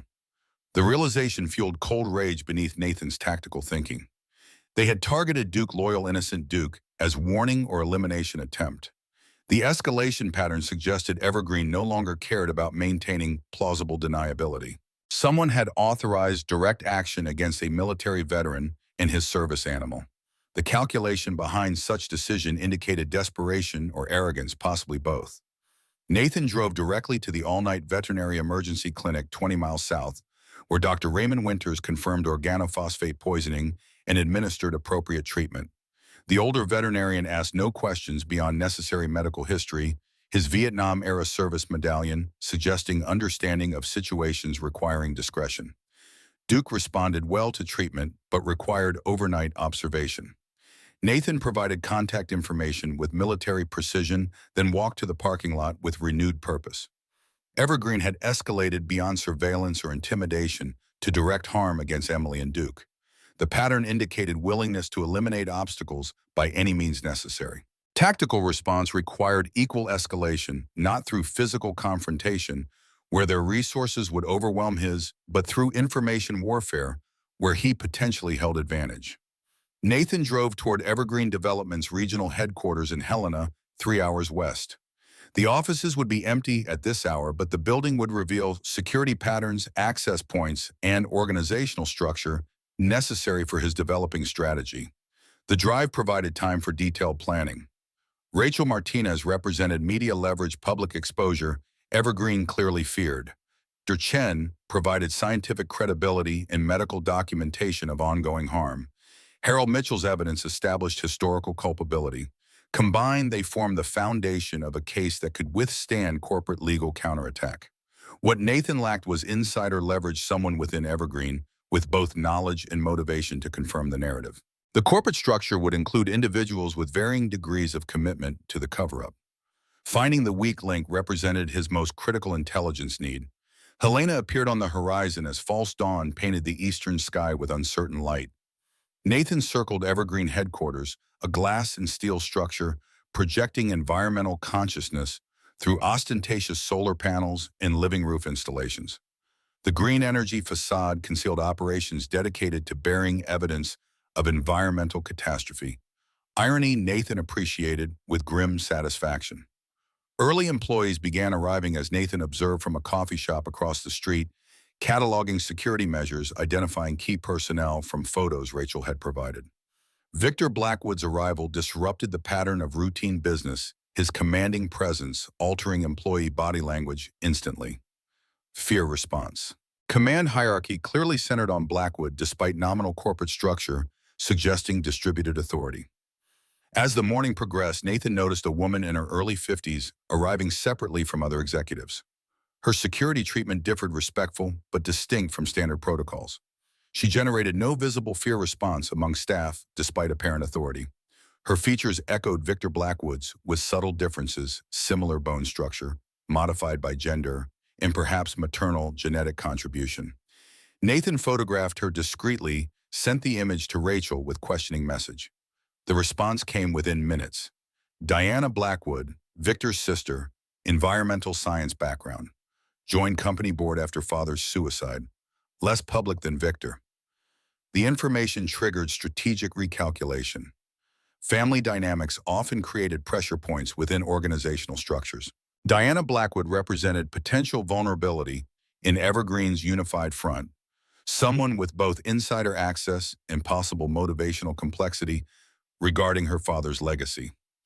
Nathan's tactical assessment continued until mid-morning when his phone vibrated with urgent message from Rachel. Call immediately, critical development. He moved away from potential surveillance before connecting through the secure messaging app they'd established. Rachel's voice carried controlled urgency beneath professional composure. Victor Blackwood just called an emergency board meeting. Closed session, highest security. My source says they're discussing accelerated remediation at Dry Creek regardless of property acquisition status. They've detected increasing chemical migration in groundwater monitoring wells. Something's happening, underground containment failing after 30 years. They're preparing to move whether they have legal access or not. The information compressed Nathan's timeline from days to hours. Evergreen wouldn't risk illegal entry onto his property without extreme justification. The environmental emergency provided perfect cover for destroying evidence while claiming public safety motivation. I'm driving back now. Nathan calculated travel time against probable Evergreen deployment.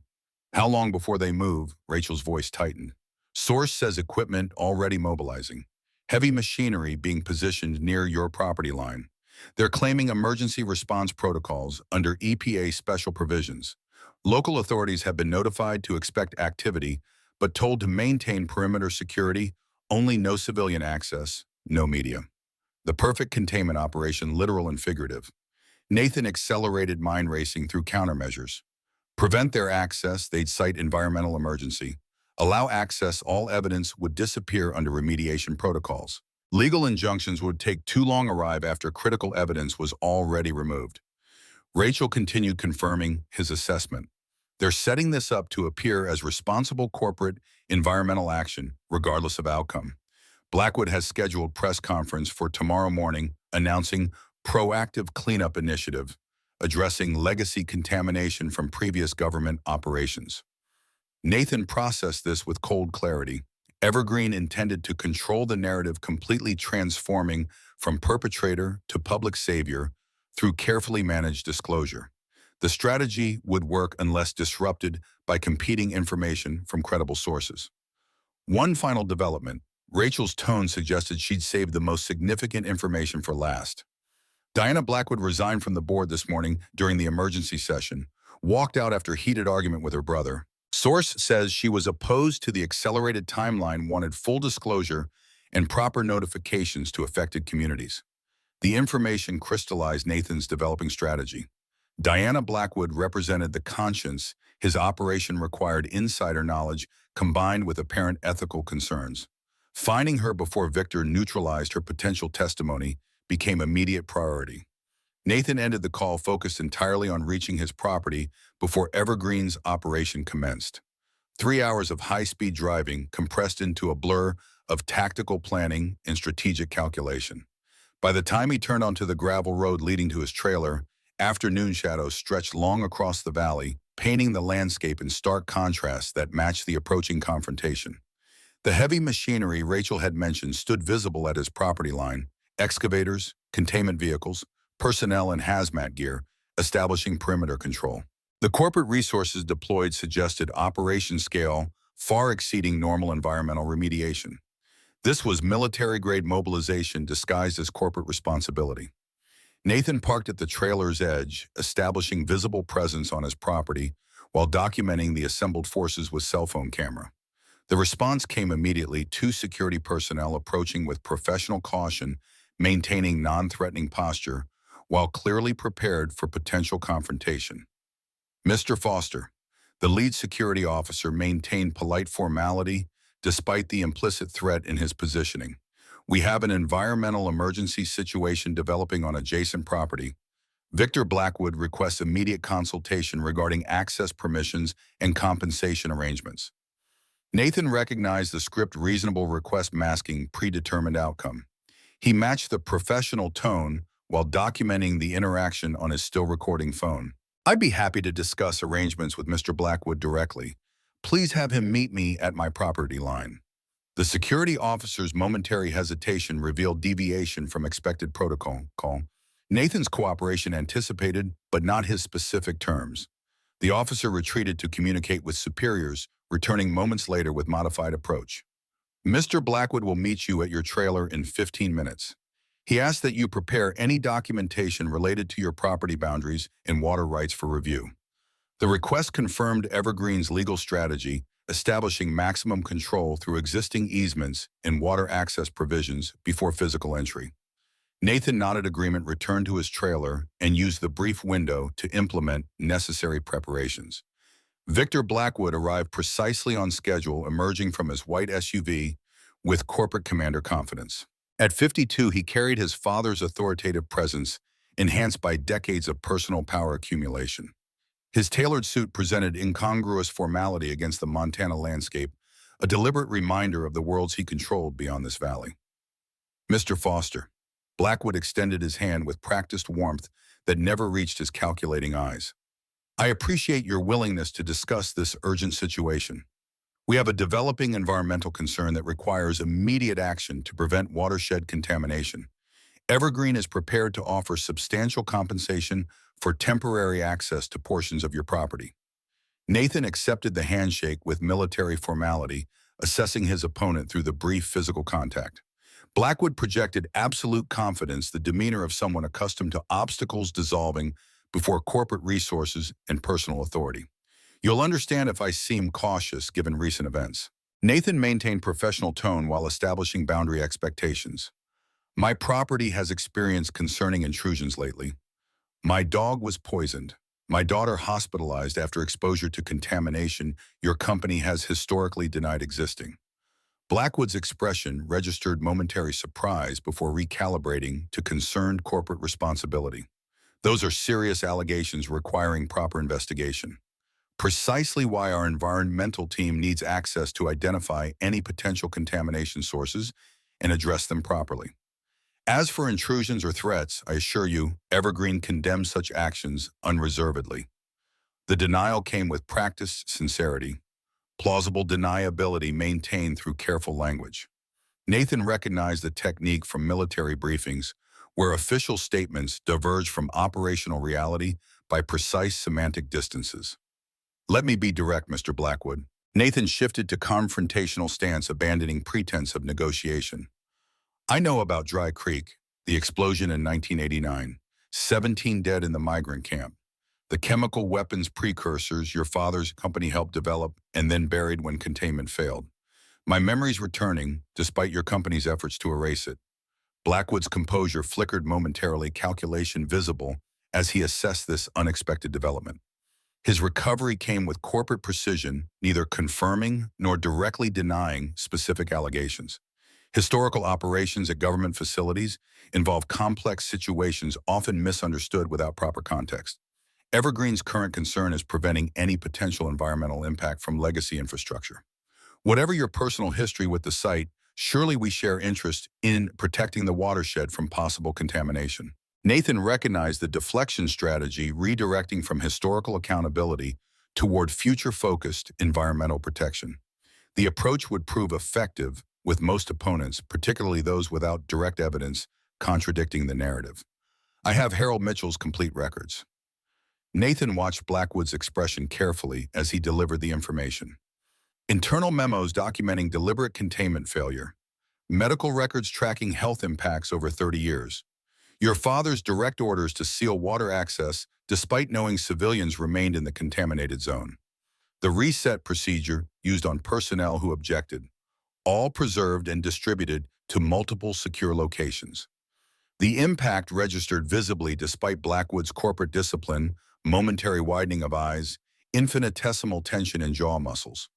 Security training automatically cataloging physical indicators of calculated threat assessment. Blackwood recovered with practiced efficiency, modulating his voice to confidential register despite maintained authority. Those records would be classified under multiple national security provisions.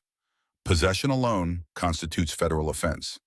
Sensationalizing historical incidents benefits no one particularly when current environmental concerns require immediate attention. The implied threat confirmed Nathan's assessment. Blackwood would leverage government security apparatus alongside corporate resources if necessary. The strategy revealed increasing desperation beneath corporate confidence.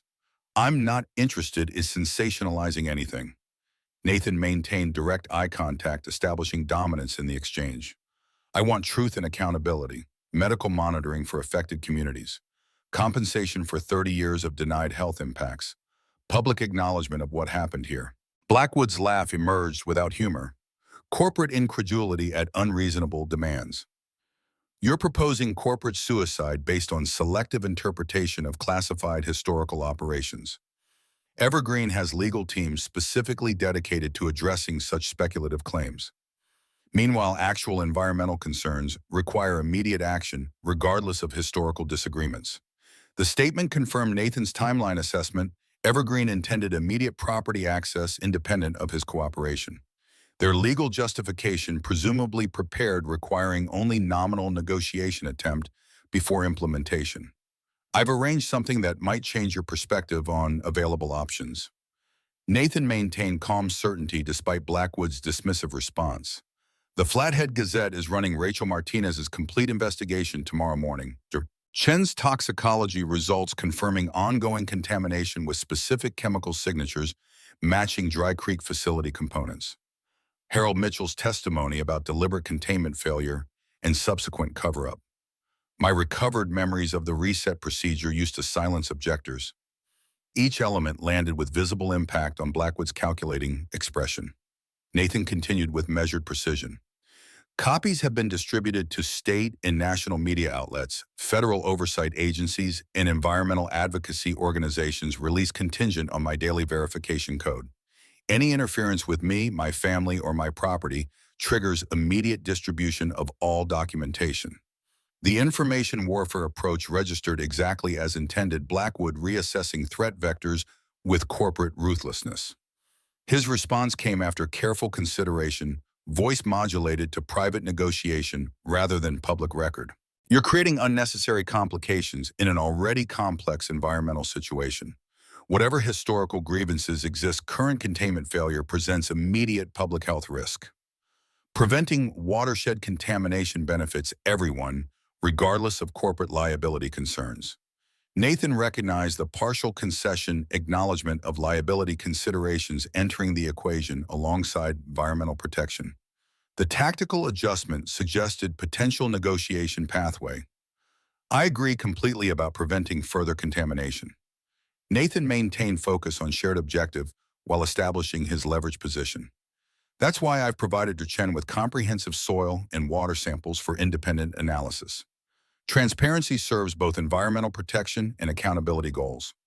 I'm prepared to grant limited access for containment purposes under strict monitoring protocols, documented, witnessed, and independently verified."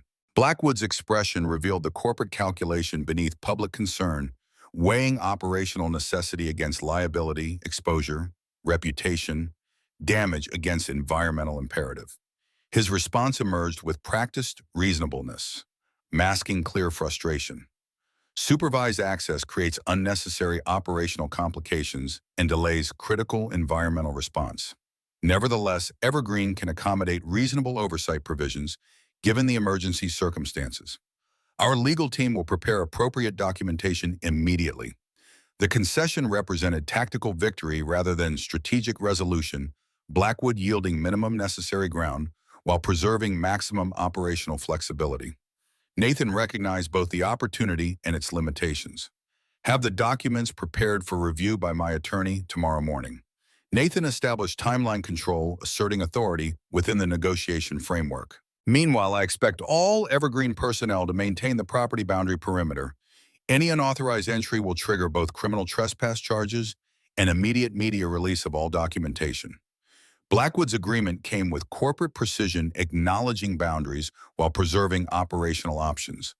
The negotiation had established temporary stalemate rather than resolution, creating space for Nathan's next strategic phase.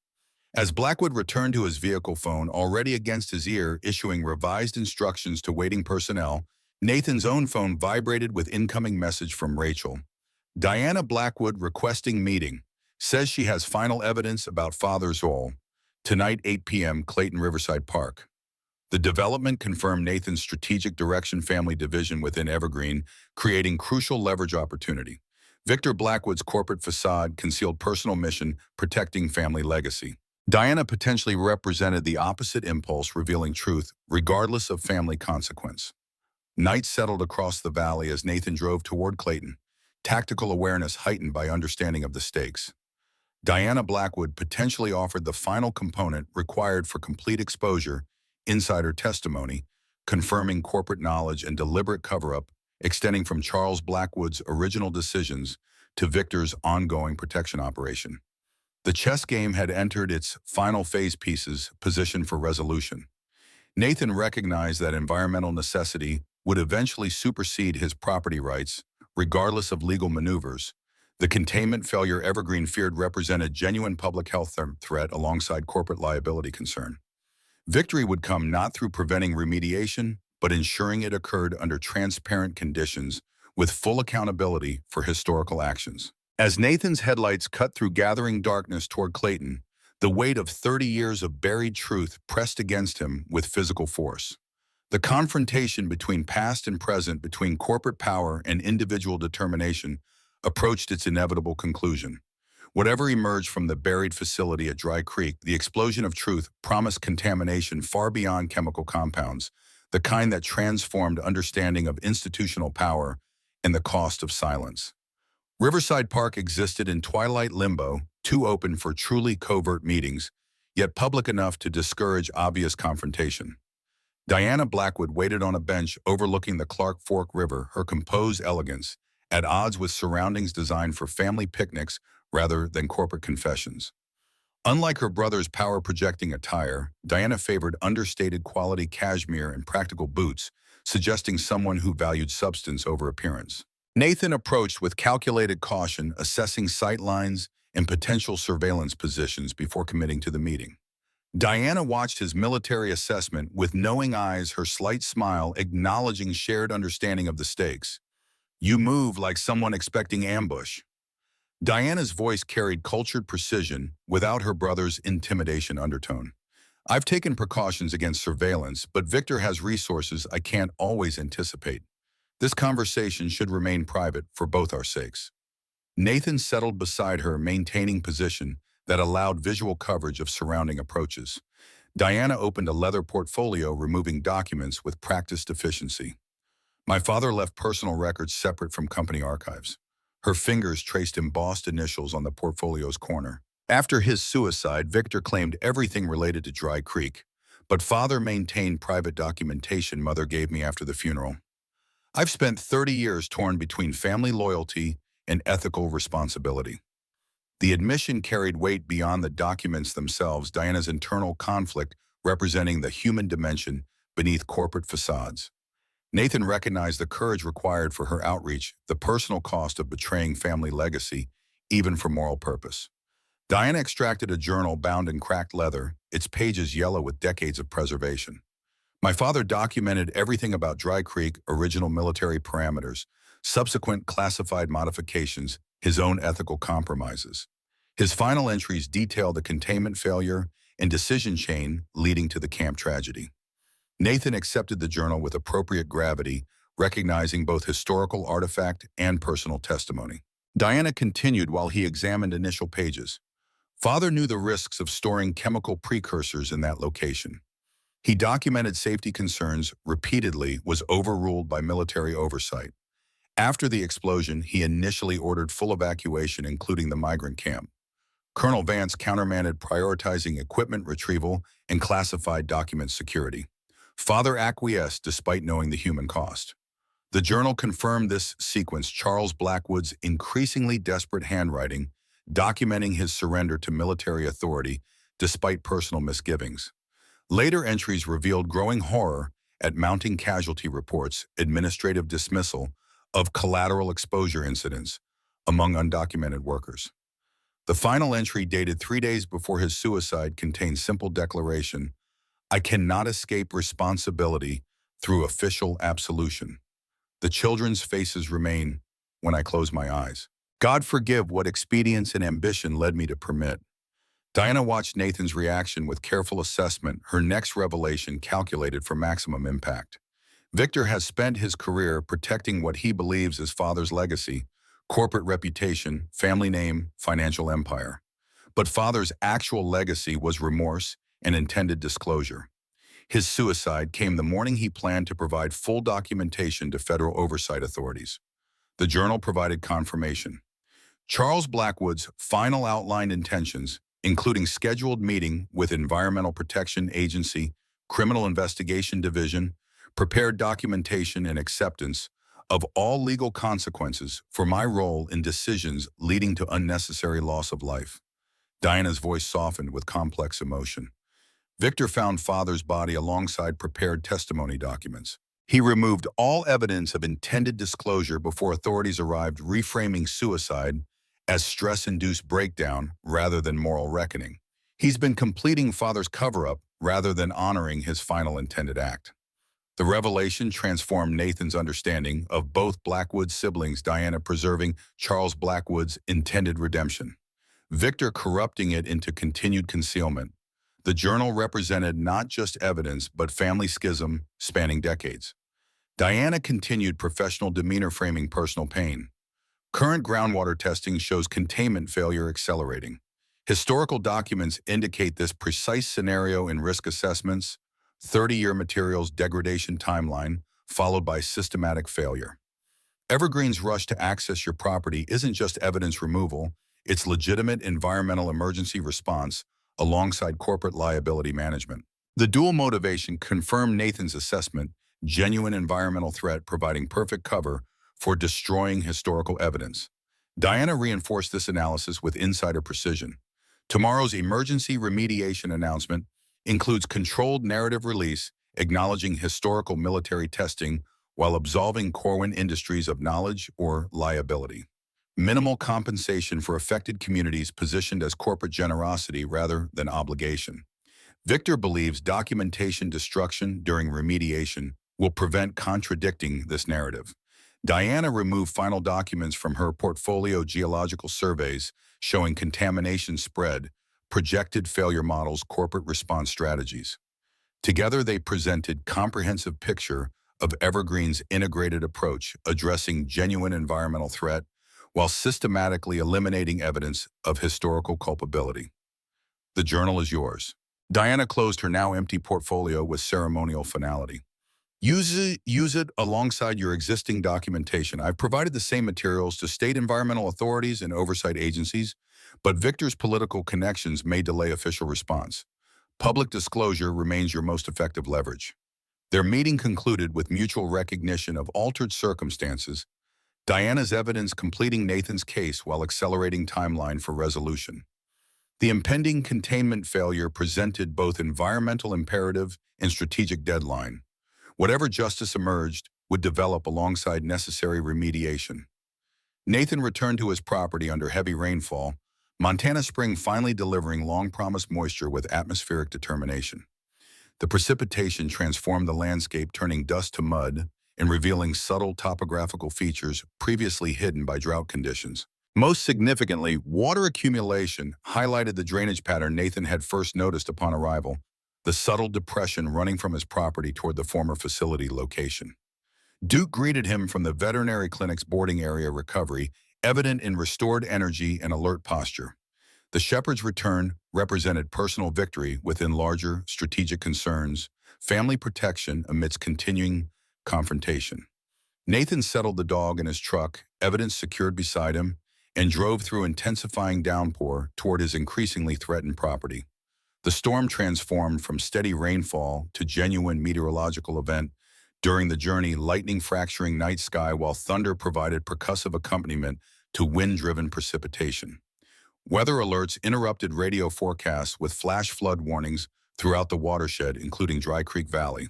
Nathan accelerated through hydroplaning conditions, calculating environmental impact against containment infrastructure with growing concern. Approaching his property revealed ominous development. Evergreen personnel establishing perimeter positions despite negotiated boundary agreement. Security teams deployed water diversion equipment alongside monitoring stations, corporate activity clearly exceeding observation parameters. Nathan parked at his property line, challenging the boundary violation with deliberate authority. The security supervisor approached with practiced professionalism, masking obvious tension. Environmental sensors detected critical pressure changes in the main containment chamber. His gesture encompassed increasingly chaotic weather conditions. Flash flood warning combined with compromised underground infrastructure creates imminent catastrophic failure risk. We're implementing emergency containment protocols regardless of property boundaries under EPA, hazardous materials, exception provisions. The explanation matched Diana's intelligence, genuine environmental emergency providing justifiable cover for unrestricted access. Nathan assessed rapidly deteriorating conditions with military calculation. Fighting corporate incursion while preventing environmental disaster required strategic rather than confrontational approach. I'll allow emergency response access under specific conditions. Nathan established terms with command authority that surprised the security supervisor. Joint monitoring of all excavation activity, comprehensive documentation of removed materials, independent environmental assessment team presence throughout operation. The supervisor's hesitation revealed uncertainty about authorized response parameters. Victor Blackwood's instructions clearly hadn't anticipated cooperative oversight rather than complete resistance. The decision calculation played across his professional features before operational necessity overrode corporate objection. Rachel Martinez arrived as security teams established coordination protocols, journalist instincts guiding her to developing story despite dangerous conditions. She carried professional equipment alongside press credentials, positioning herself as documentation resource rather than opposition element. The security supervisor accepted her presence with reluctant pragmatism. Corporate media relations training, recognizing greater risk in forcible removal than monitored coverage. The storm intensified beyond normal Montana patterns, decades of climate records shattered by precipitation volume focusing on Dry Creek watershed. Meteorological coincidence or climate change manifestation, the result created perfect failure conditions for already compromised underground infrastructure. Water infiltrated through microscopic fractures in aging containment materials, creating pressure differentials precisely matching Diana's documentation of catastrophic failure scenarios. Nathan observed Evergreen's emergency response with professional assessment, their containment expertise demonstrating genuine preparation for precisely this scenario. Equipment deployed with practiced efficiency personnel, executing predetermined protocols with minimal wasted motion. Victor Blackwood had clearly anticipated potential failure for years, preparing response capabilities alongside public relations strategies.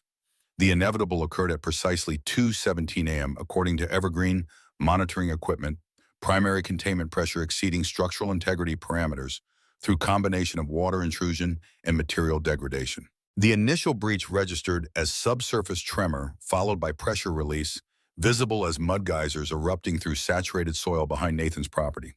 Rachel documented the containment failure, with professional detachment camera capturing corporate response alongside environmental impact. Nathan provided context explanation, connecting current emergency with historical operations, creating comprehensive record, linking past decisions with present consequences. Together, they established undeniable evidence chain, while Evergreen personnel focused entirely on immediate containment rather than narrative management.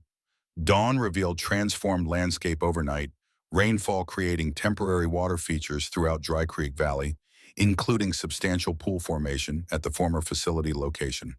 More significantly, water flow patterns had excavated buried infrastructure components previously concealed beneath decades of soil accumulation.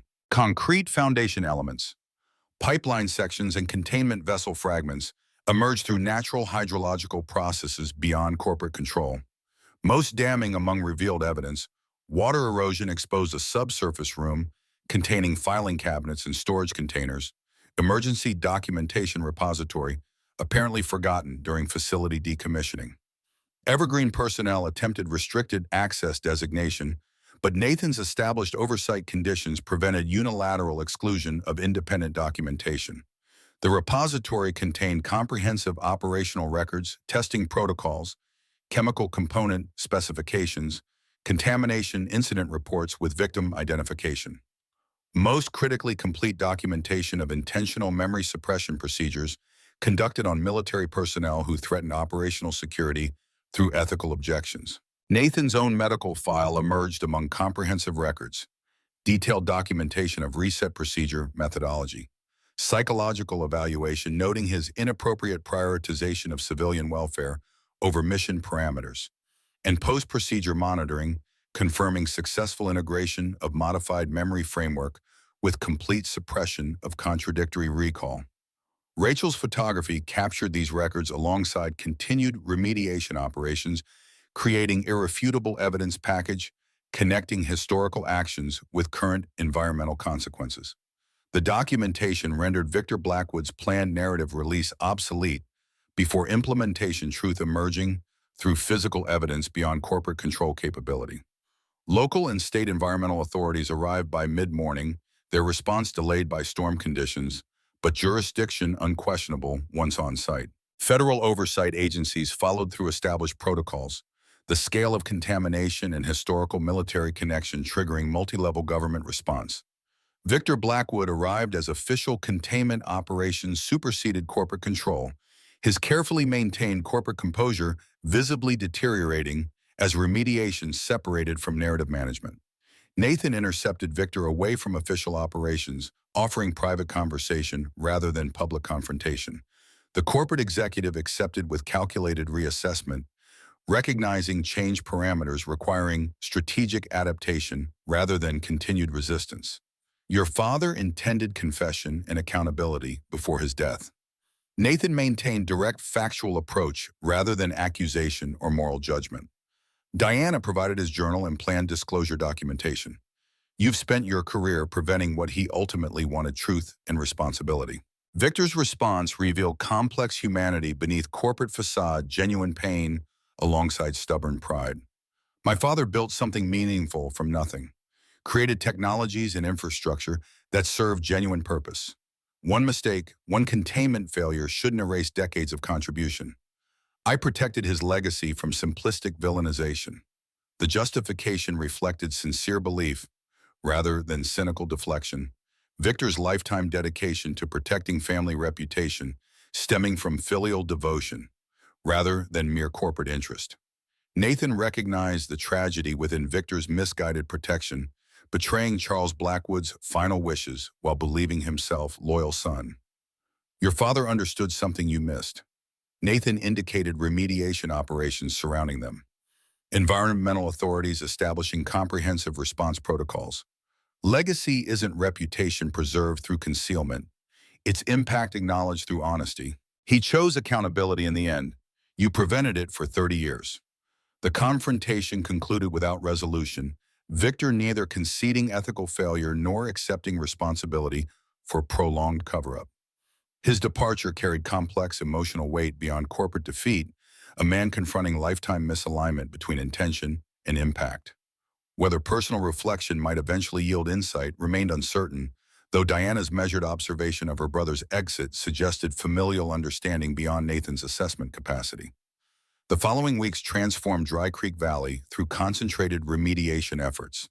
Federal authorities established comprehensive cleanup operations. Environmental scientists conducted extensive contamination mapping, and public health officials implemented monitoring programs for affected communities. The national media attention ensured operational transparency previously absent from corporate control response planning. Nathan's property became operational headquarters rather than contested territory. His direct experience with both facility history and reset procedure making him valuable resource rather than opposition figure. Rachel's comprehensive reporting established factual framework for public understanding. Diana's insider documentation provided corporate accountability mechanism, and Dr. Chen's medical expertise guided health monitoring implementation for exposed populations. 2 months after containment failure, Nathan stood beside the remediation operations eastern perimeter, watching specialized equipment remove contaminated soil for proper processing. Duke rested beside him, fully recovered, and maintaining protective vigilance despite reduced threat conditions. Emily approached from Catherine's vehicle, her weekend visit resuming under carefully monitored environmental safety protocols. Dad, Emily's embrace carried enthusiastic force disproportionate to her Caesar restoration of normalcy, evident in her carefree approach. The EPA scientists showed me their testing equipment yesterday. I'm doing my science project on bioremediation now instead of water samples. Is that okay? Nathan's agreement acknowledged both practical safety considerations and Emily's characteristic resilience, her natural curiosity transforming potential trauma into educational opportunity. Catherine approached with cautious optimism her protective maternal assessment, noting improved conditions while maintaining appropriate vigilance. Their co-parenting communication had evolved through crisis response, mutual priority of Emily's well-being, transcending past conflicts. The eventual proposal emerged through natural evolution rather than strategic planning. Nathan noticed veterans among remediation workers finding particular purpose in the restoration effort, their military background providing both technical skill and mission-oriented approach to environmental recovery. Conversations revealed therapeutic benefit alongside practical contribution, many participants finding healing through environmental restoration that paralleled their own recovery journeys. Nathan approached federal project managers with structured, proposal-dedicated veteran involvement program, combining environmental remediation with vocational training and therapeutic support.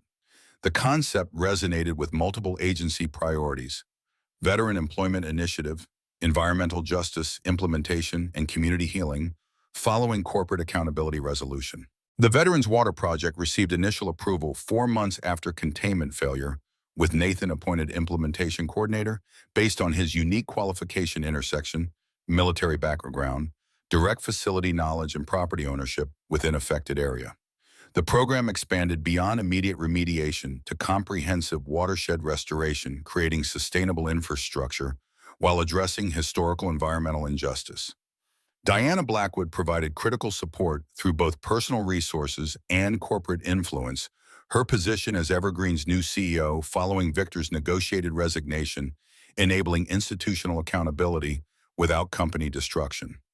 The settlement agreement included substantial compensation for affected communities, long-term health monitoring programs, and corporate commitment to transparency regarding historical operations. 1 year following containment failure, Nathan stood beside the newly established memorial, commemorating both the 17 migrant workers who died in 1989 and subsequent victims of long-term contamination exposure. The simple stone marker carried no corporate branding or government insignia, just names, dates, and acknowledgement of lives lost through prioritization of secrecy over safety, remembered now through commitment to truth and healing. Emily helped plant native grasses along reconstructed waterways, her weekend visits now including participation in restoration activities that connected environmental science education with practical application. Duke supervised from appropriate distance, his protective instincts balanced against recognition of reduced threat conditions. The shepherd had adapted to changed circumstances with characteristic resilience, though maintaining suspicious assessment of any corporate vehicles entering the valley. Rachel's comprehensive investigation received journalism awards alongside practical impact recognition. Her methodical documentation establishing accountability framework that corporate resources couldn't overcome. Dr. Chen's medical monitoring program became model for similar contamination scenarios nationwide, addressing long-neglected environmental justice concerns through medical science rather than political consideration. The most unexpected development arrived 11 months into remediation operations, Victor Blackwood's application to the Veterans Water Project following completion of federal plea agreement requirements. His corporate expertise offered genuine programmatic value, while personal accountability journey suggested sincere redemption, potential rather than strategic rehabilitation. Nathan approved the application with pragmatic assessment reconciliation, requiring opportunity alongside accountability. 2 years after containment failure, Nathan stood on his property's highest point, surveying transformed landscape below. The former contamination zone had evolved into functioning watershed, demonstrating resilience beyond scientific prediction. Native vegetation reclaimed previously toxic soil, wildlife returned to restored habitat, and human communities engaged with healing environment through informed relationship rather than exploitative interaction. The trailer remained his primary residence despite improved financial circumstances, its modest functionality representing values clarified through crisis. Nathan had declined corporate positions and government appointments, preferring direct involvement in restoration work alongside veterans finding similar purpose in environmental healing. The program's success attracted implementation requests from contaminated sites nationwide, creating expansion opportunities beyond initial conception. Duke approached from the trailer, age slowing his movement without diminishing his essential nature. The shepherds settled beside Nathan with familiar companionship, both surveying their shared territory with earned satisfaction. The land had transformed from hidden danger to healing space, from buried secrets to living testimony. Emily joined them as sunset painted the valley in redemptive light. Her weekend visits now established rhythm rather than tentative arrangement. She carried field notebook documenting restoration progress with scientific precision beyond her years, personal connection to place evident in detailed observations. The land's healing and Emily's development progressed in parallel, both demonstrating resilience through informed care rather than enforced protection. The human capacity for both destruction and restoration revealed itself across the valley's transformed landscape, consequences of expedient decision-making alongside evidence of dedicated healing effort. Nathan watched darkness gather with peaceful acceptance rather than hyper-vigilant assessment, the weight of recovered memory balanced by purpose found in restoration. Some wounds never fully heal, but they can become sources of wisdom rather than merely scars of experience. The truth buried beneath Dry Creek Valley had emerged not through perfect justice, but messy human reckoning with consequences and possibilities. What remained wasn't completion, but commitment to remembering accurately, to healing thoroughly, to preventing recurrence through vigilant transparency. The stars emerged above with ancient patience, watching human attempts at repair with cosmic perspective. Nathan stood between heaven and earth, between military discipline and compassionate action, between buried past and emergent future. The land breathed around him with restored rhythm, no longer poisoned by secrets, but nourished through truth. Sometimes healing begins by breaking open what was sealed shut for all the wrong reasons.